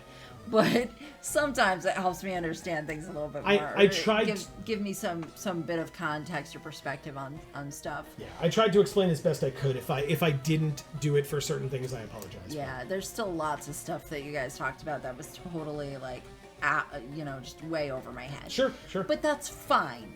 As long as like I'm able to read it well enough to you to have you like decode it once I've said it. Then,